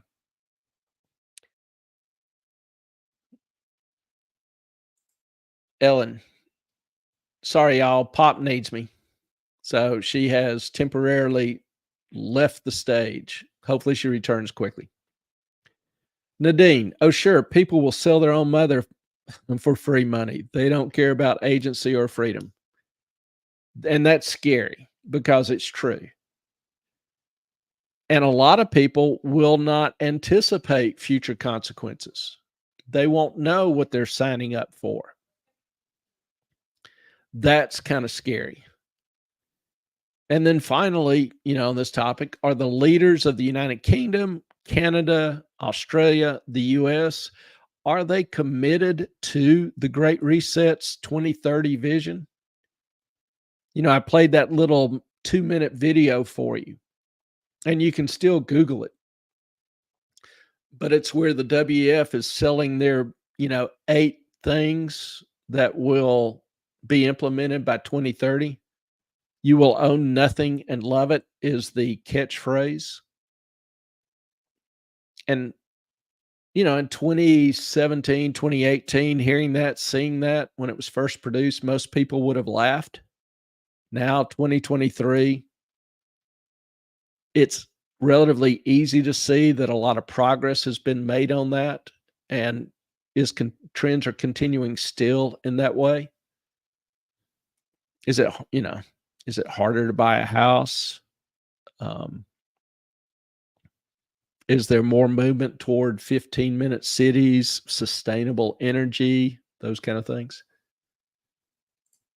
So it's just something for you to keep in mind. Now, you see people continually trying to push things in that direction, and these are people in influential positions. Lady in black. There was only a very small group supporting the truckers here, maybe 10%. The trucker strike in Ottawa was very unpopular. Yeah, I imagine, in a lot of ways it was because they plugged the hell out of traffic. But I'm not a fan of cutting off somebody's money because you don't like what they're doing, if they have the right to do it. And my understanding was that in Canada, you had the right to protest and free speech. To me, that's part of the price of living in a free country, is that sometimes you'll be uncomfortable. You'll be faced with things you don't like. So my point is that we are getting more and more comfortable with government limiting rights for always good reasons. But are they really for those reasons? Is my hesitation or concern. I admit, I'm a small government guy. I want the government off my ass and out my wallet. That's not everybody's cup of tea. But I keep an eye open for things that are moving in that direction or moving against that direction. So,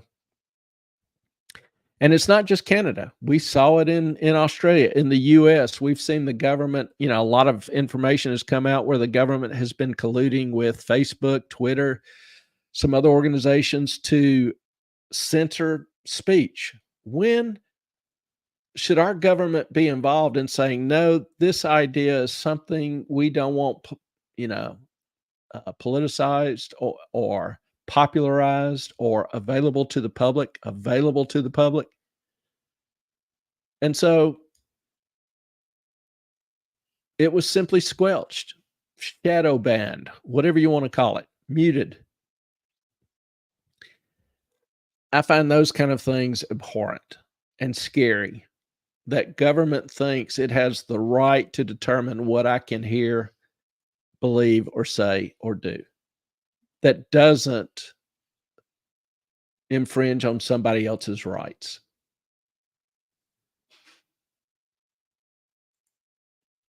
Nadine, truckers, protesters put in jail, terrorist supporters protesting is okay. What a world. Yeah, we've seen, for example, like Antifa have outright violent, not just inconvenient, but outright violent actions. And, they're not put in jail. Very few are charged if I've seen cases where, violent members, the cases have even been dropped in Portland and other cities. It's just the times are weird. That's a little concerning. But I thought that was interesting with the new introduction of a UBI, and wondering if we will see it tied, if it passes, which I'm not sure if it will or won't. But if it does, I'm pretty certain, I'd be willing almost to guarantee that it's tied to a digital currency. We'll see.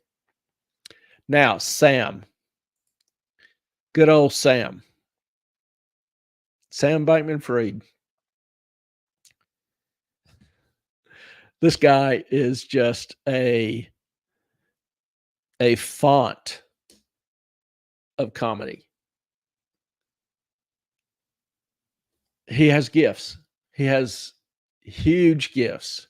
At whatever he touches turns to ish. We talked about Sam's likely testimony last week. Well, this week he actually did start testifying and had mentioned that Sam, says that he told Caroline, for example, to hedge Alameda's debt-fueled crypto bets. And I discussed at the time how impossible that was. There was no way to hedge against moves in crypto. So he was basically telling her to do the impossible. Now, I say there was no way to hedge. You could have structured some very unique things to hedge, but because they were not publicly available, not traded, it would have been very expensive. It would have been prohibitively expensive to try to customize some sort of hedge for crypto. Now, thinking about the point of it all, we're about to be joined by Miss E-Train. Sorry. It's okay. My grandfather, I love him to pieces. Would do anything for him. Well, welcome back. Thanks. Now, we, Hey, Melissa. Just imagine that your main defense, your biggest defense point is telling your inept girlfriend,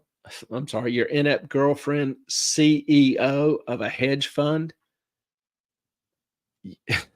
that you hired, that she has to hedge something you put in place when there are no hedges available or reasonably possible. That is so stupid, so insanely stupid. It makes my head hurt. And that just epitomizes Sam's genius. Now, we saw Sam's attorneys start to argue that FTX investments weren't reckless. You okay?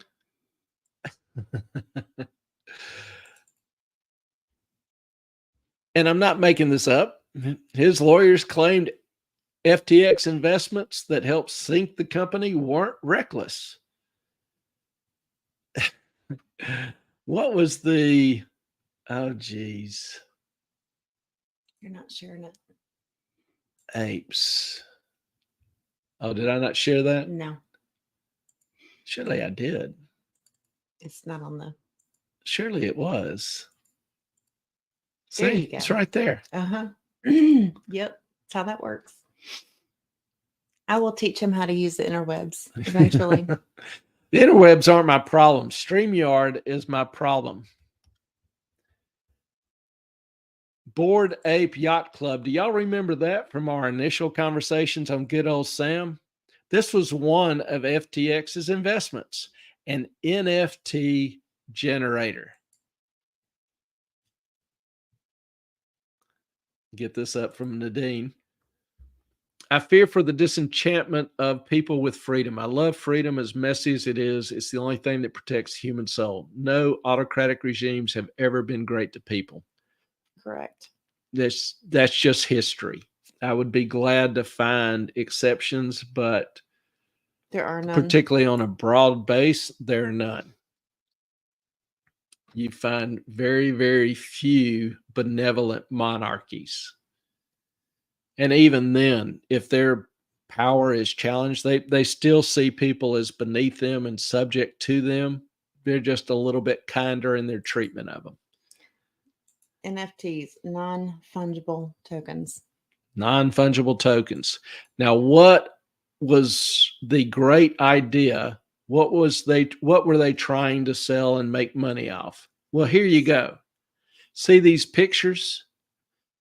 You can buy these for anywhere from $15 to $45, $50 a piece. Yes, Melissa. Yes, Melissa. This one they put, I want to say, oh, I forget. Was it $1 billion? But you had to buy them with Ethereum. Yeah. So what they do is they take a base, like you'll notice these two have the same basic monkey face. Most all of them do. They just add a cigarette here, different glasses here, different shirt. These two are the same face. Change the colors. So they basically change the colors, the hats, and the clothes, and then charge you. And they can do this an infinite number of times. So you own a piece of unique art. It's not that unique. Now, let me ask you, if you pay $40 for this, do you really think in a year, 5 years, 10 years, somebody's going to pay you $40 even for it? Okay, hang on. The problem I have is this one here. This one? It was last sold. Hang on. No, it's for sale. Buy now. It was last sold at like $2. Where do you get that from? Go back. You went past that. Last sale to Ethereum. To Ethereum. Now it's at 30.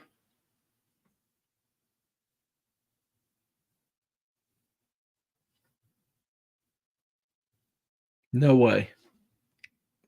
Right there. Yeah, I see it. Yeah. But each Ethereum right now is about $1,700. So nobody in their right mind is paying $3,400 for that. I am just telling you what it says. Listen, I'm going to offer y'all a one-time opportunity. If y'all want to buy a custom-made picture for $3,400 or 2 Ethereum, I am a freaking NFT Picasso. Melissa. I can make you up something that will be incredibly, incredibly unique and never before produced, like and probably Tallulah? Never after again produced. Like the Tallulah pic? No, I would do a Picasso. maybe a Jackson Pollock. Oh, we could do that. I will do you a Jackson Pollock Bored Ape NFT. That'll be worth more than any of these. The Bored Apes aren't even nice to look at. They should have invested in Hungry Pugs. They should have. You know, we're getting all sorts of great investment ideas for those of you that have a little extra money and you're wondering what you can do with it. Or if you have any artistic ability on any of these platforms. I mean, because these are ridiculous. I mean, we're going, it's like 30 to 100 Ethereum, which is ridiculous. Yeah. And what was Sam's other investment? A $30 million penthouse in the Bahamas. Yeah. You can take me. Oh, I guess I'm already off. Never mind. Yeah. Sorry. You're good. You know, just imagine.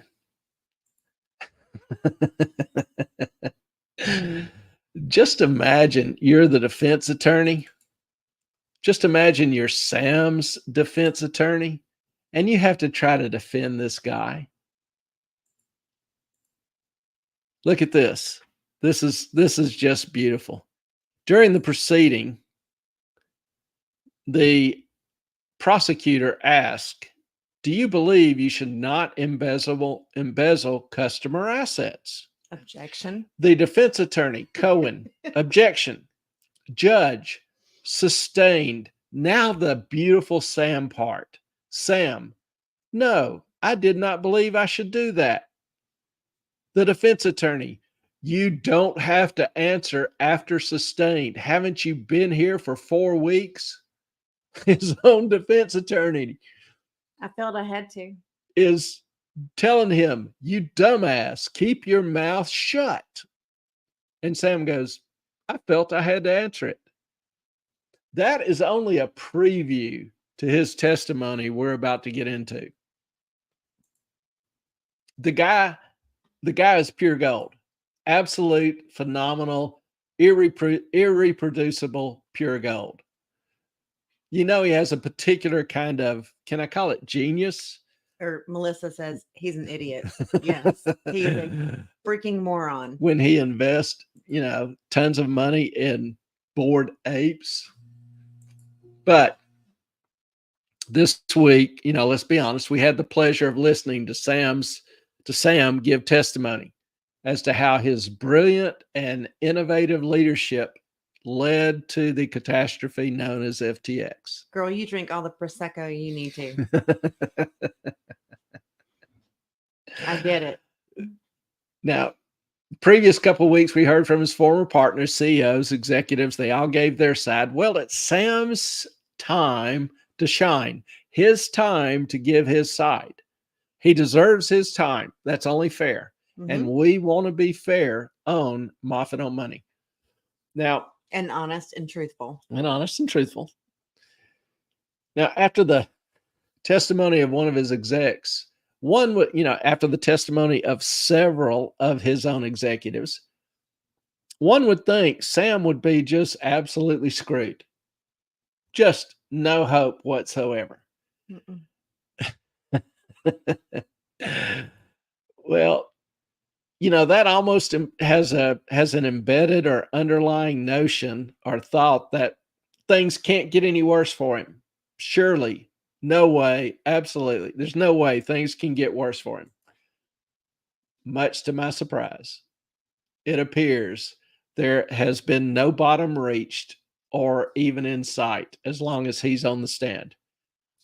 You think when the prosecution finished its case that the defense now would have an opportunity to stand up and shine and show what a noble, well-intentioned, generous, charitable, warm soul that their client was, that they would be able to cast doubt and aspersions on the prosecution's entire case and point out the baselessness, even the rudeness of their claims due to the outright uprightness of the character of their client. I don't even believe you right now.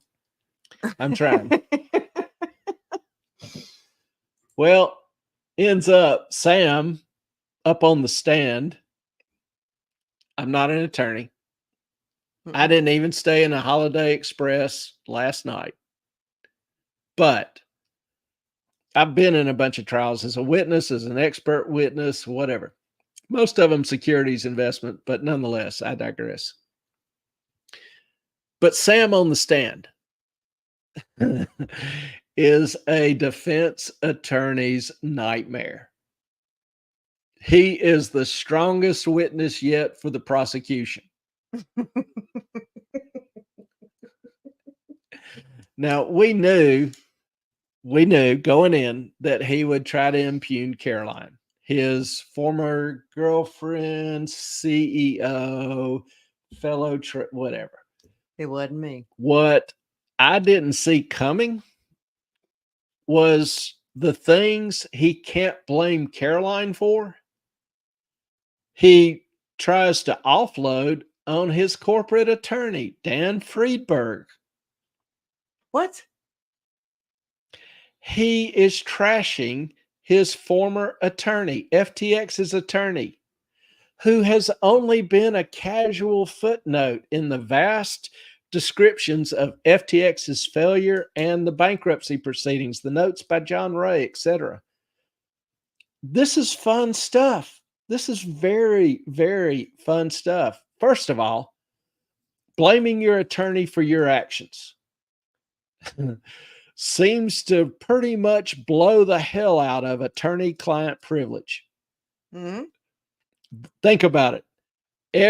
Therefore, every communication between you and your attorney now becomes available in court. Every communication. That's usually not a good thing for the defendant. No, he is a piece of work, Melissa. No doubt. He is a. How far are we into this? Okay, he is a freaking shit show. Yeah. Oh, this is just pure gold to me. Just being a longtime observer of court proceedings. And Once finance. once he started on this course, the judge sent the jury home while he administered or oversaw an evidentiary hearing to try to determine just how far Sam wanted to go in blaming his attorney. More to come with that. You know, I'm not sure if this is actually a strategy that Sam's current attorney came up with, or whether Sam is just bored and he was inspired by his rare genius to further demonstrate that there is absolutely no end to the gifts that he possesses in screwing his and other lives up. The guy has a gift. He has a gift of being a narcissist who blames everyone else for what he does and takes no responsibility for anything and throws everyone under the bus. Yeah. And he's only just begun. He's only been on the stand a day or two. There's more to come. Introduced was a document that detailed 288 Signal chats. Now, remember, I told you the app they used was Signal, and there's another one. It's not Snack. It's WhatsApp? No, it's another encrypted communications program. I forget the name. We'll just go with Signal. Let me let you know, by the way, that Signal is not encrypted. The government can get to it no matter what. Any government can. Well, it's not encrypted. Yeah, it is. Well, it's encrypted to some level, but no matter what, they can still find the info. They use 256K encryption, which is pretty tight. The problem was years ago when it first started, to hack or crack encoded information 256K, it takes a supercomputer. And it probably would take a supercomputer a good day or two to crack the encryption, which is a lot of computer power dedicated just toward one message. But the NSA decided, that wasn't a good course. And obviously they want to know what's going on in the world. That's their job.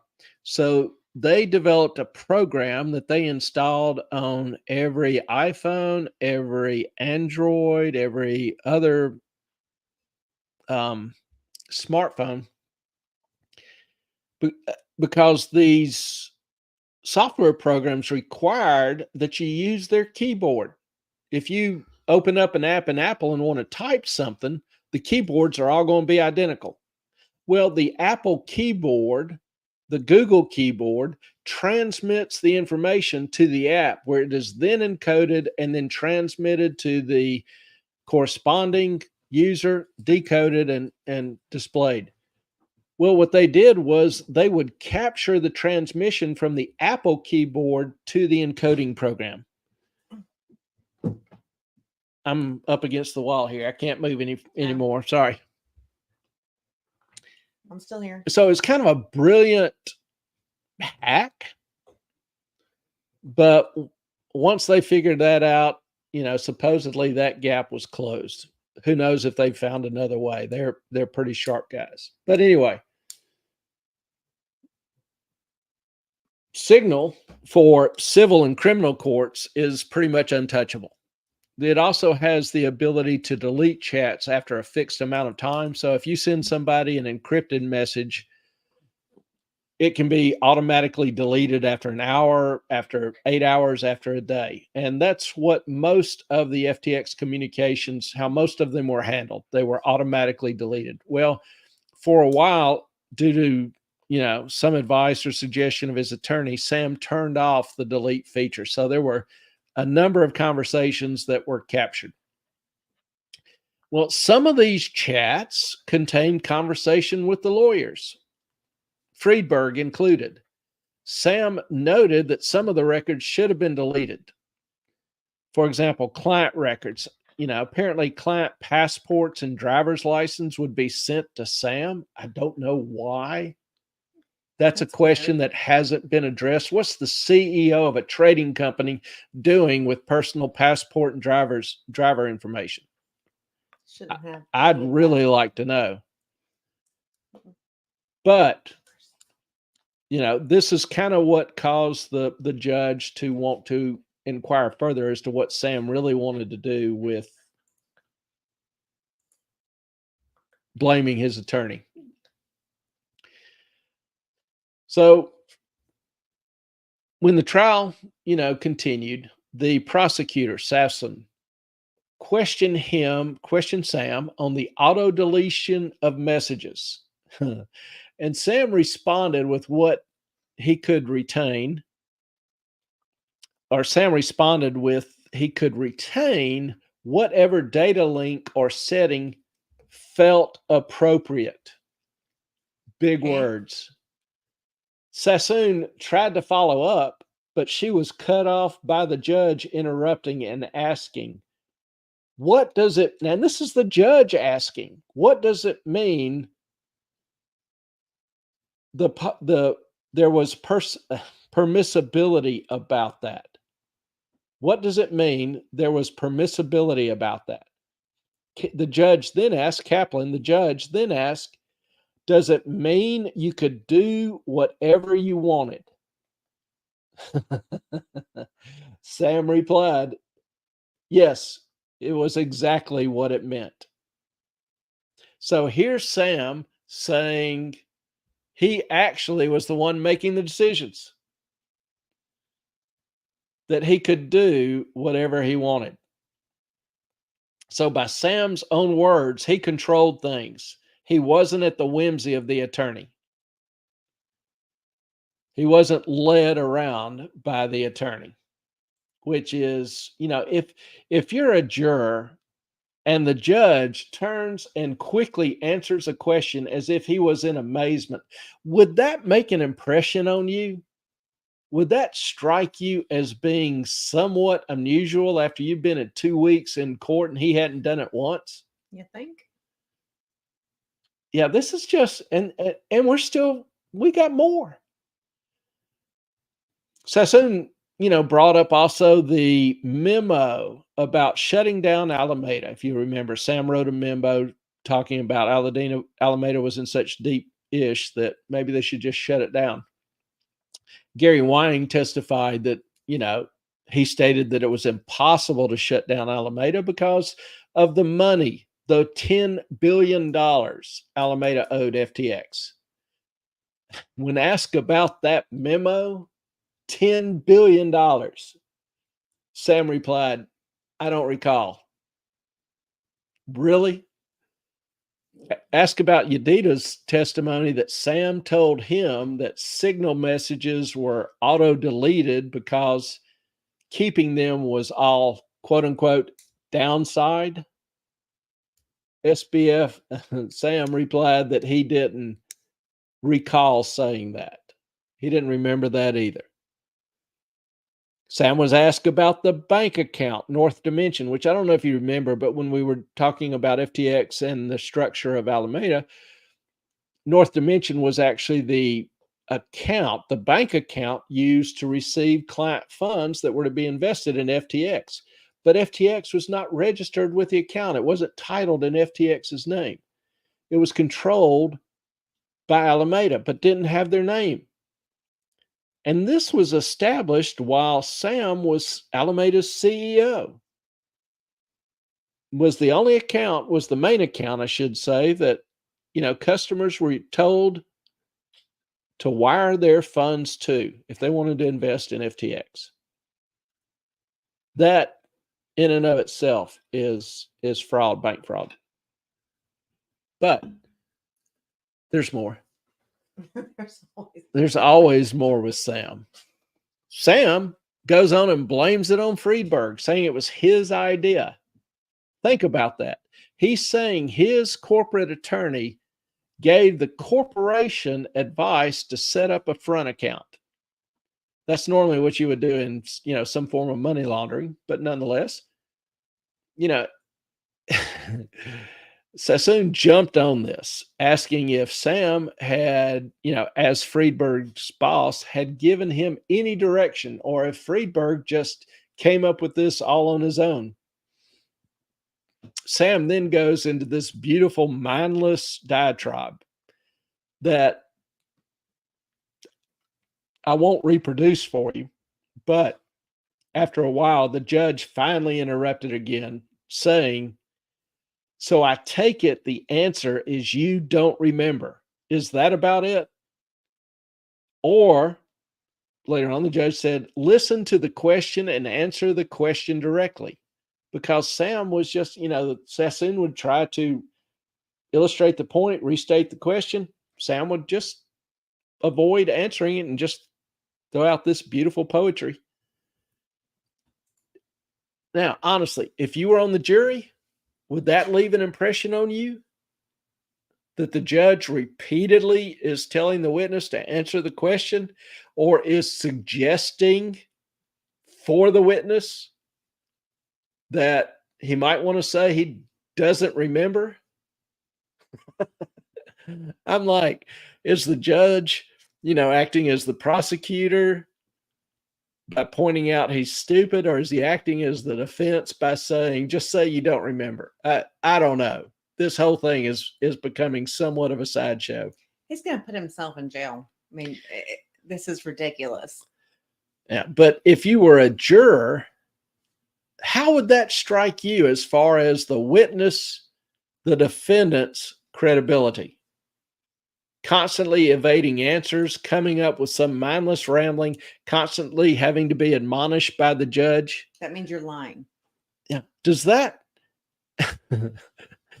strike you as the prosecution's best witness? No. It reminds me somewhat of the movie Animal House, one of my favorite movies. If you haven't seen Animal House, go sell all you have and buy a copy. I think you can just download it on Netflix or watch Amazon. It. By all means, watch it. It is a great philosophical piece, a great morality play. Tulu agrees. If it was a book, we ought to be reading it. But remember, Kevin Bacon played a dude by the name of Chip Miller, who was in ROTC, ROTC, the Army college program.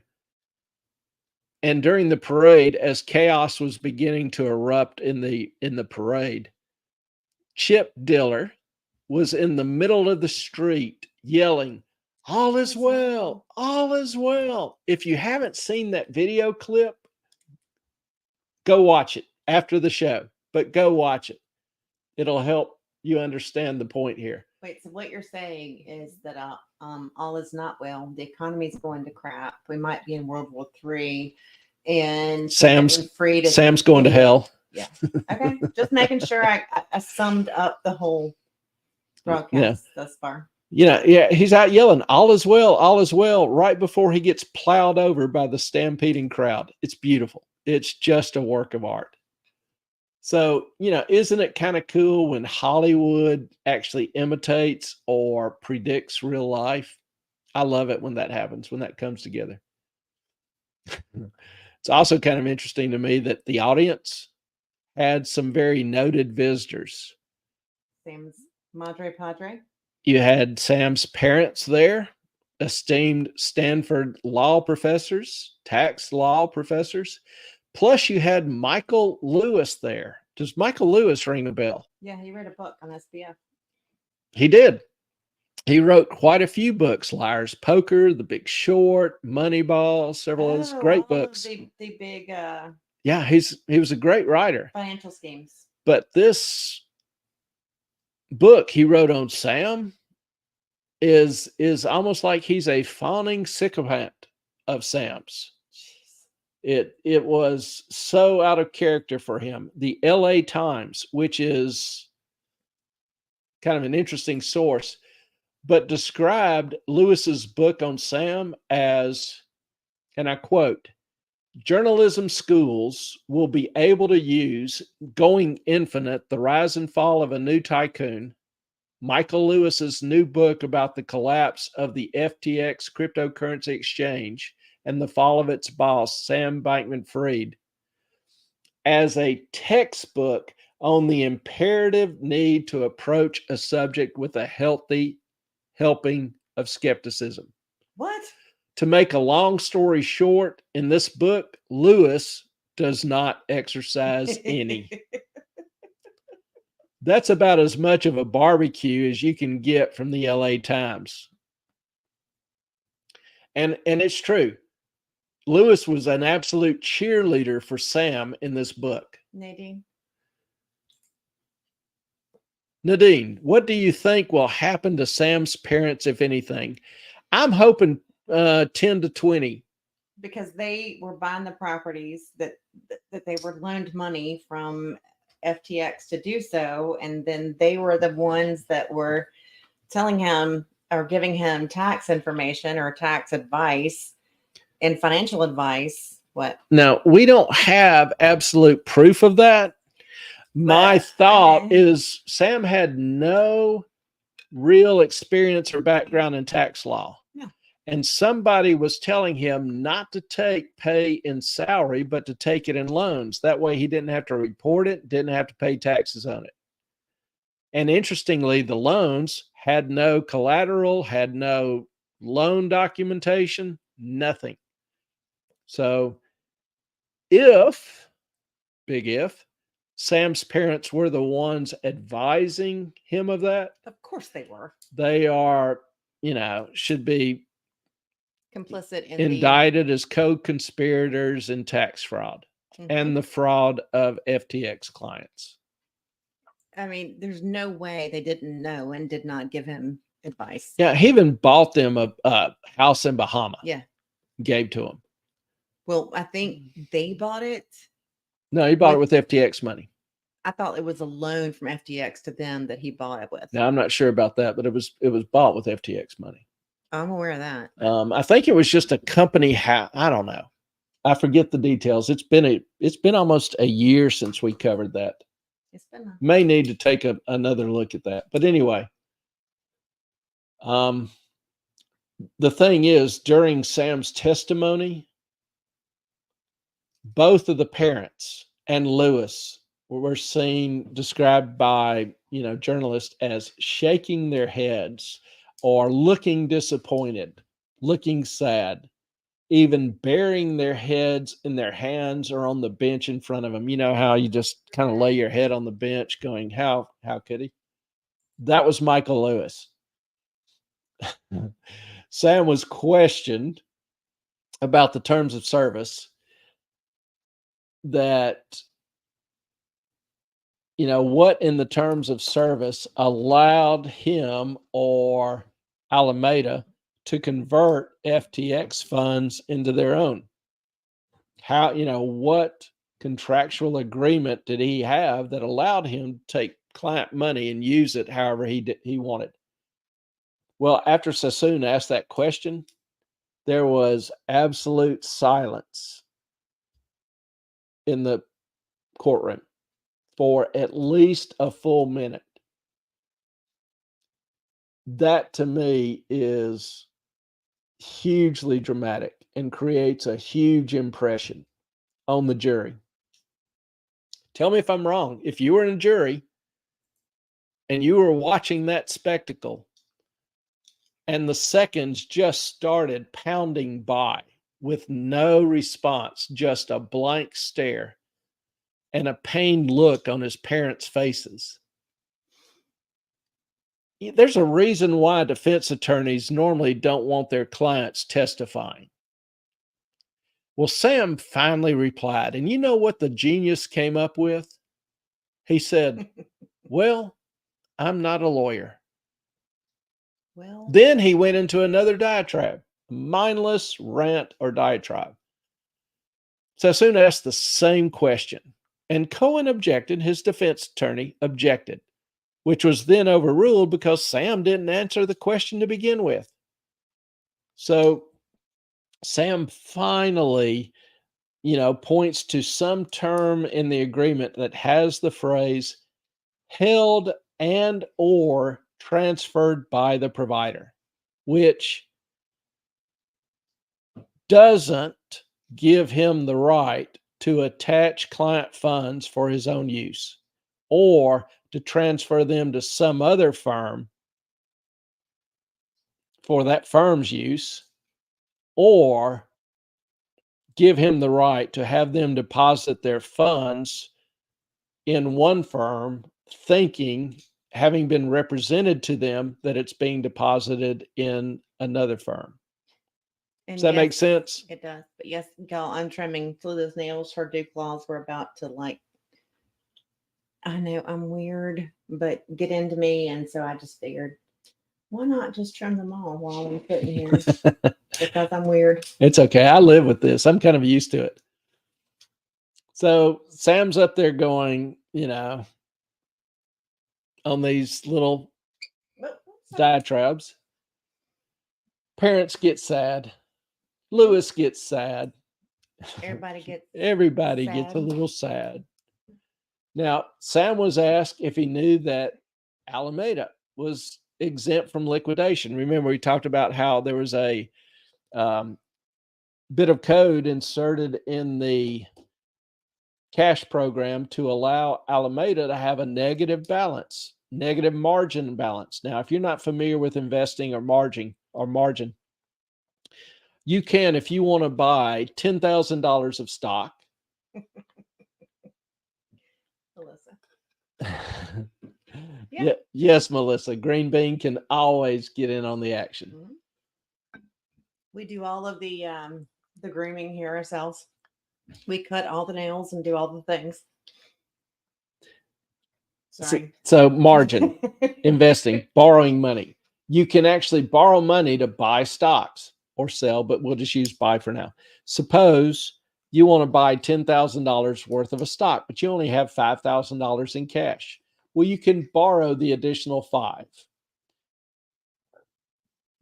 The deal with margin is that the investment firm will hold your $5,000. Sorry, that's a short.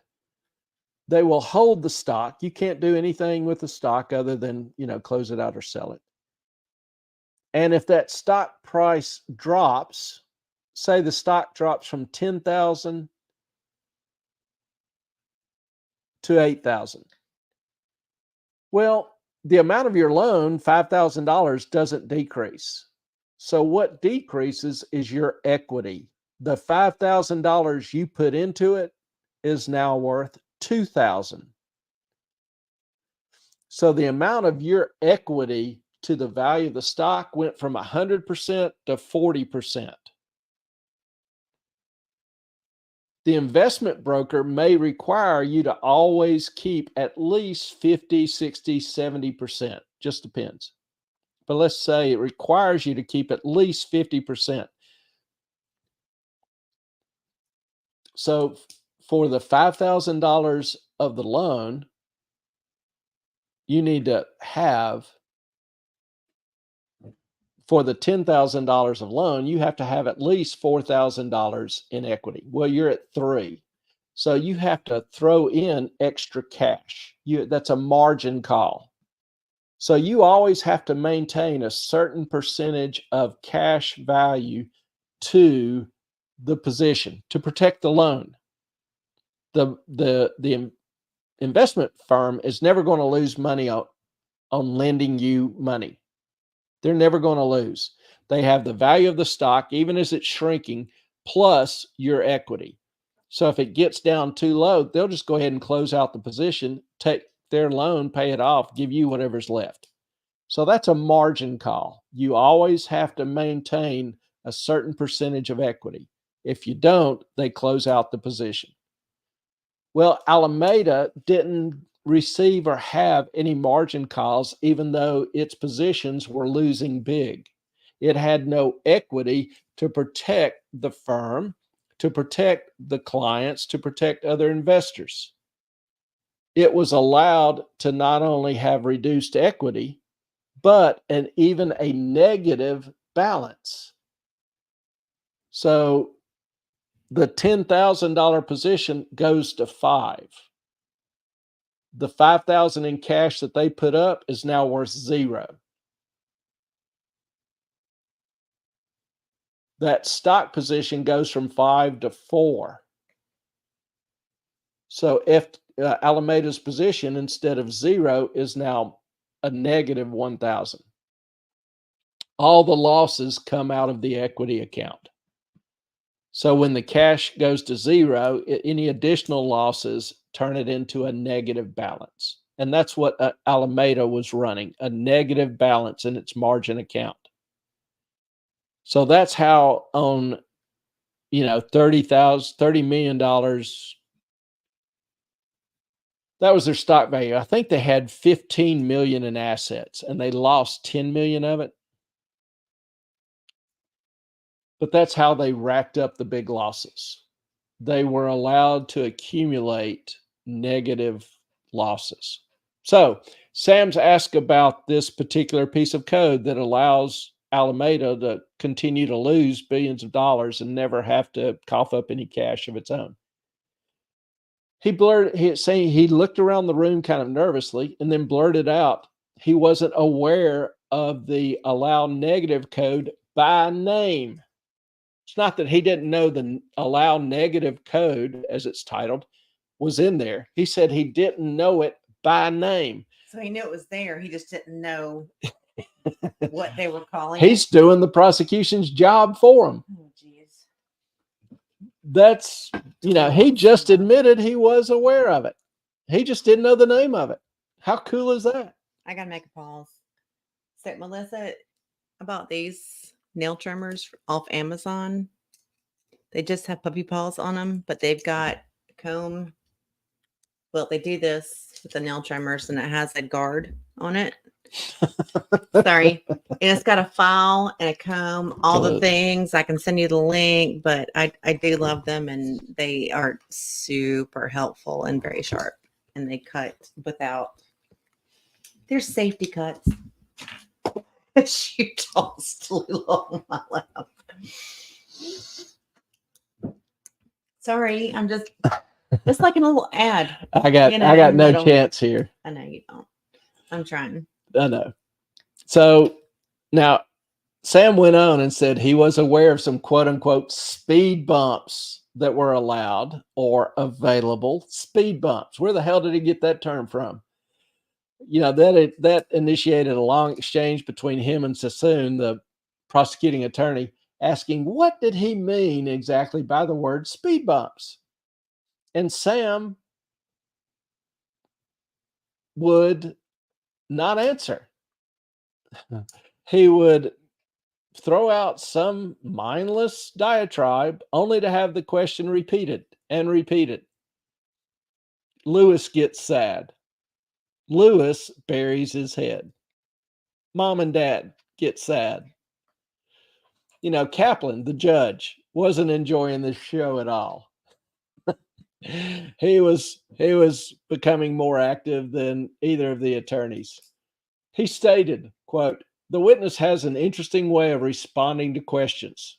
Now, to me, a non-attorney, this is the judge speaking for someone who's indirectly saying he's getting tired of this shit. Kaplan then points out that Sam hadn't answered the question or adequately responded to Sassoon's question. Boy, you're not answering the question. You're not responding to the actual question asked. Sassoon then moved to pointing out Sam had hired Freeberg.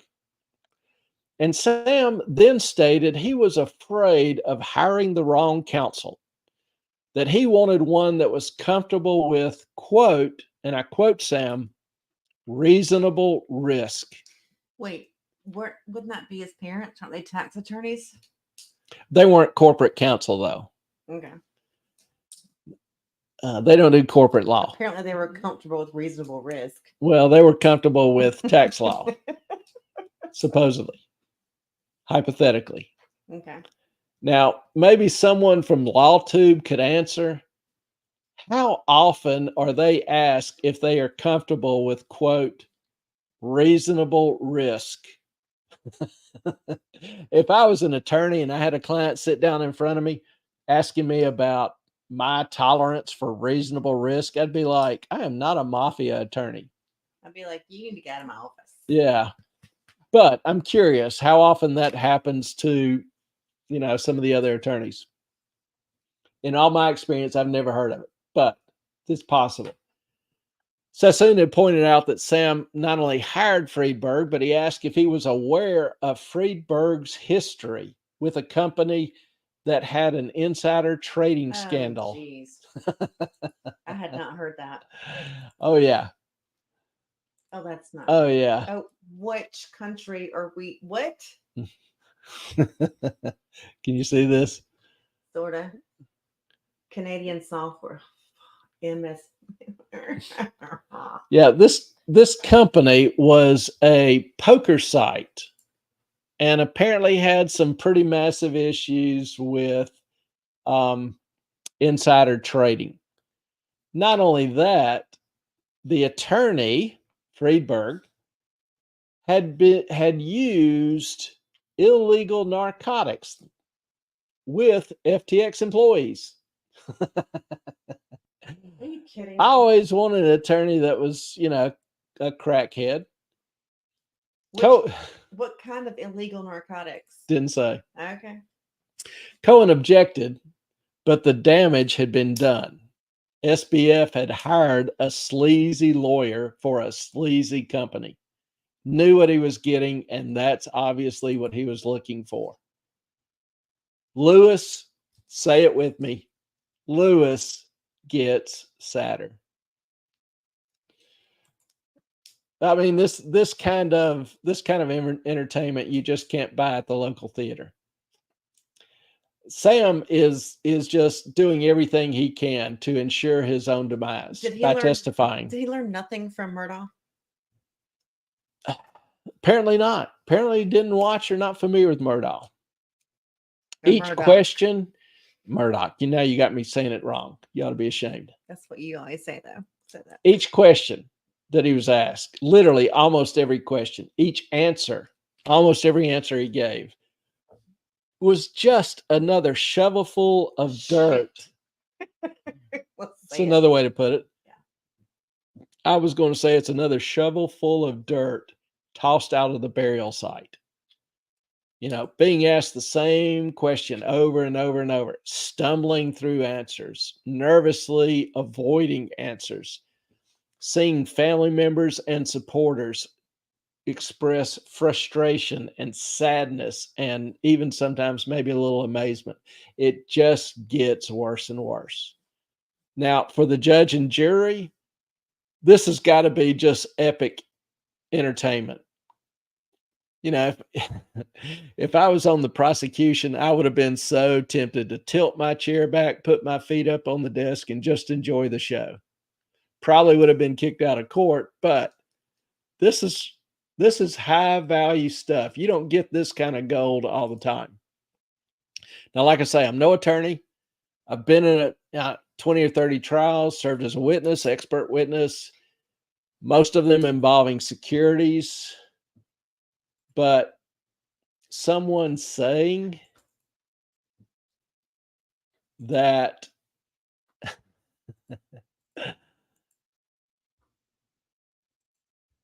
it wasn't me. It wasn't me.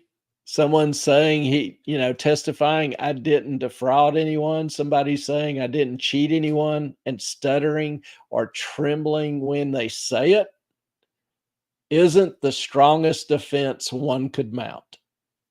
No. And if you guys want like a nightly update of court proceedings, And I've talked to Clay just about doing a morning 20 minutes or 15-minute, just okay, the S&P's here, the Dow's here, and the Treasury's here.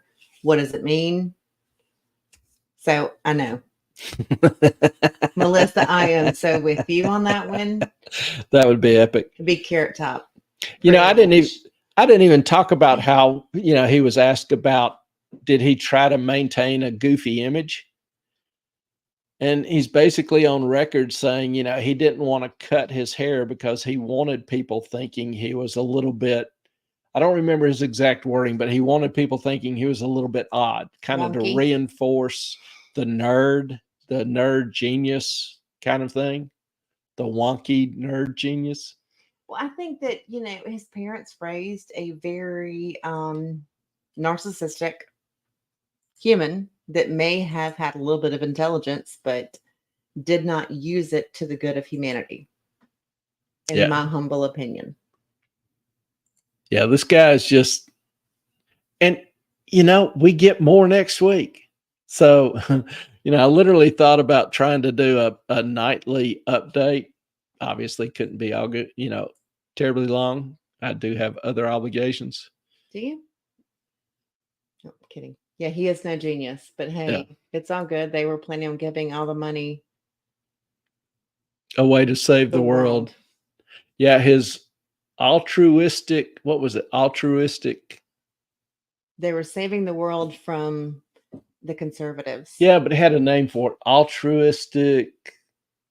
No, don't apologize, Nadine. Sustainability. Yeah, absolutely. We're not being sarcastic either. I mean, cynical either. So it is what it is, and anyone is welcome to say whatever they want to on here, and we do not judge, and we do not come back at you. We try to understand everyone's position, but no, do not apologize for cynicism. Yep. We actually kind of enjoy feisty people. Mm-hmm. So, so the question, you know, do y'all think a nightly update would be of interest, or, you know, regular updates on interpreting stuff going on in the market? Y'all let us know. Also, books. I need book ideas from you. I need book suggestions. I've got Raptor Red, Problem of Pain, and Laurel K. Hamilton. I think that's an author's name, not the title of the book. And I think that was put up by Lady in Black. So, nightly update. Sweet. We can do that. We may give it a shot. Because it is, I don't know about y'all, but I think this is a hoot. I can do the research for you, and yeah. Sure. All right. Cool. I think this poor dude is just an absolute hoot. He's just a hot mess, is what he is. This is a rare case to enjoy some fine theater. You will keep suggesting Raptor Red till the book club toys. Awesome. What is it about? I don't even know. I have no idea. I have not read it. All right. Give me a little background there, Melissa. Clay's looking it up right now. What is Raptor Red? Okay, rich and gold. All right, then. Robert T. Baker.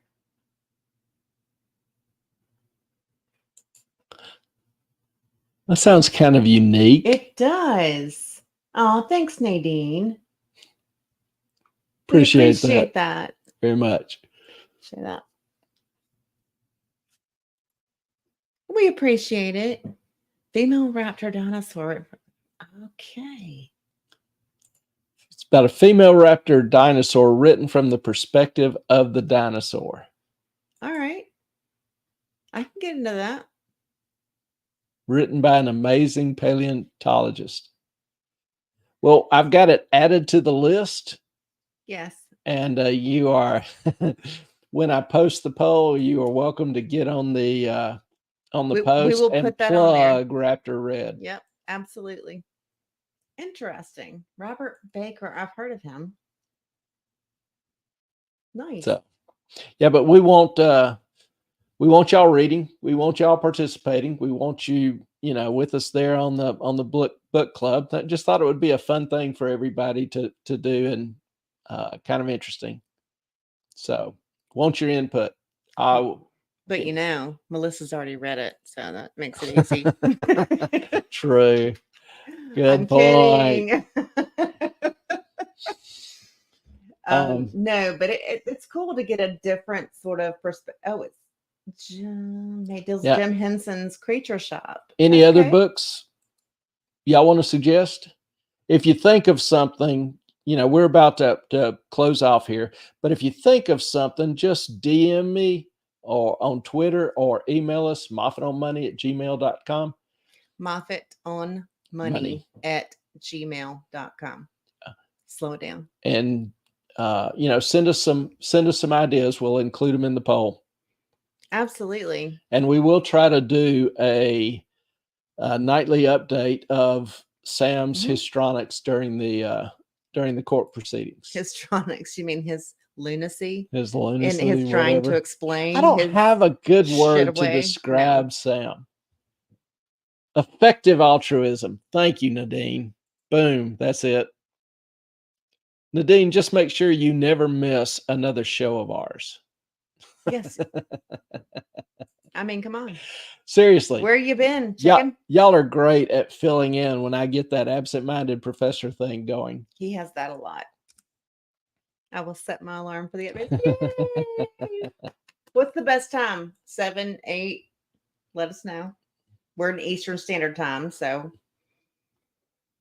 Yeah, probably we'll keep it at 7 unless y'all have a, request or strong preference for another time.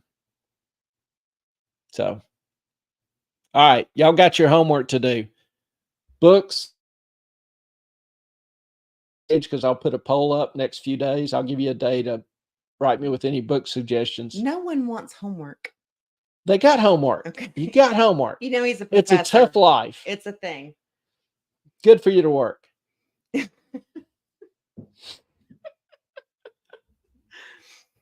I get enough whining from my students, not from y'all. And the thing is, I have to read it. And if I have to read it, y'all ought to be reading it. Do you have just a few flashes to put up of your red marks on your papers? No, I put that up a week ago or 2 weeks ago. No, I just meant on the recent ones. Do you have any flashes to say it's this bad, this bad, this bad? Might be some names on there. I don't have them. Okay. Yeah, he's been a little Clay has been a little in the blues. Clay's been a little grumpy as hell because he's grading these papers, and I did not sign up to be an English professor in the first place. Yeah, his writing assignments. Nonetheless, yeah. Which this is the 2 weeks that I'd just like to stay away from him because he's not the most pleasant, but he's done great tonight with you guys. I am proud of him. Y'all are good people. Enjoy being with you. Very much so. Really do. Appreciate y'all joining us tonight. Appreciate your time and your patience. We ran a little long. I guess we got a little wordy. We're not quite on the law tube wavelength in terms of length. 5 hours. Yeah, 5-6 hours. But we do love you guys and thank you for being here. Yeah. Thank you all very much. And all the kisses. Don't forget your homework. Y'all get out of here. Go have a good night. Please do your homework. Enjoy the rest of the week. Yes. And we'll see you again soon. Absolutely. Good night, y'all.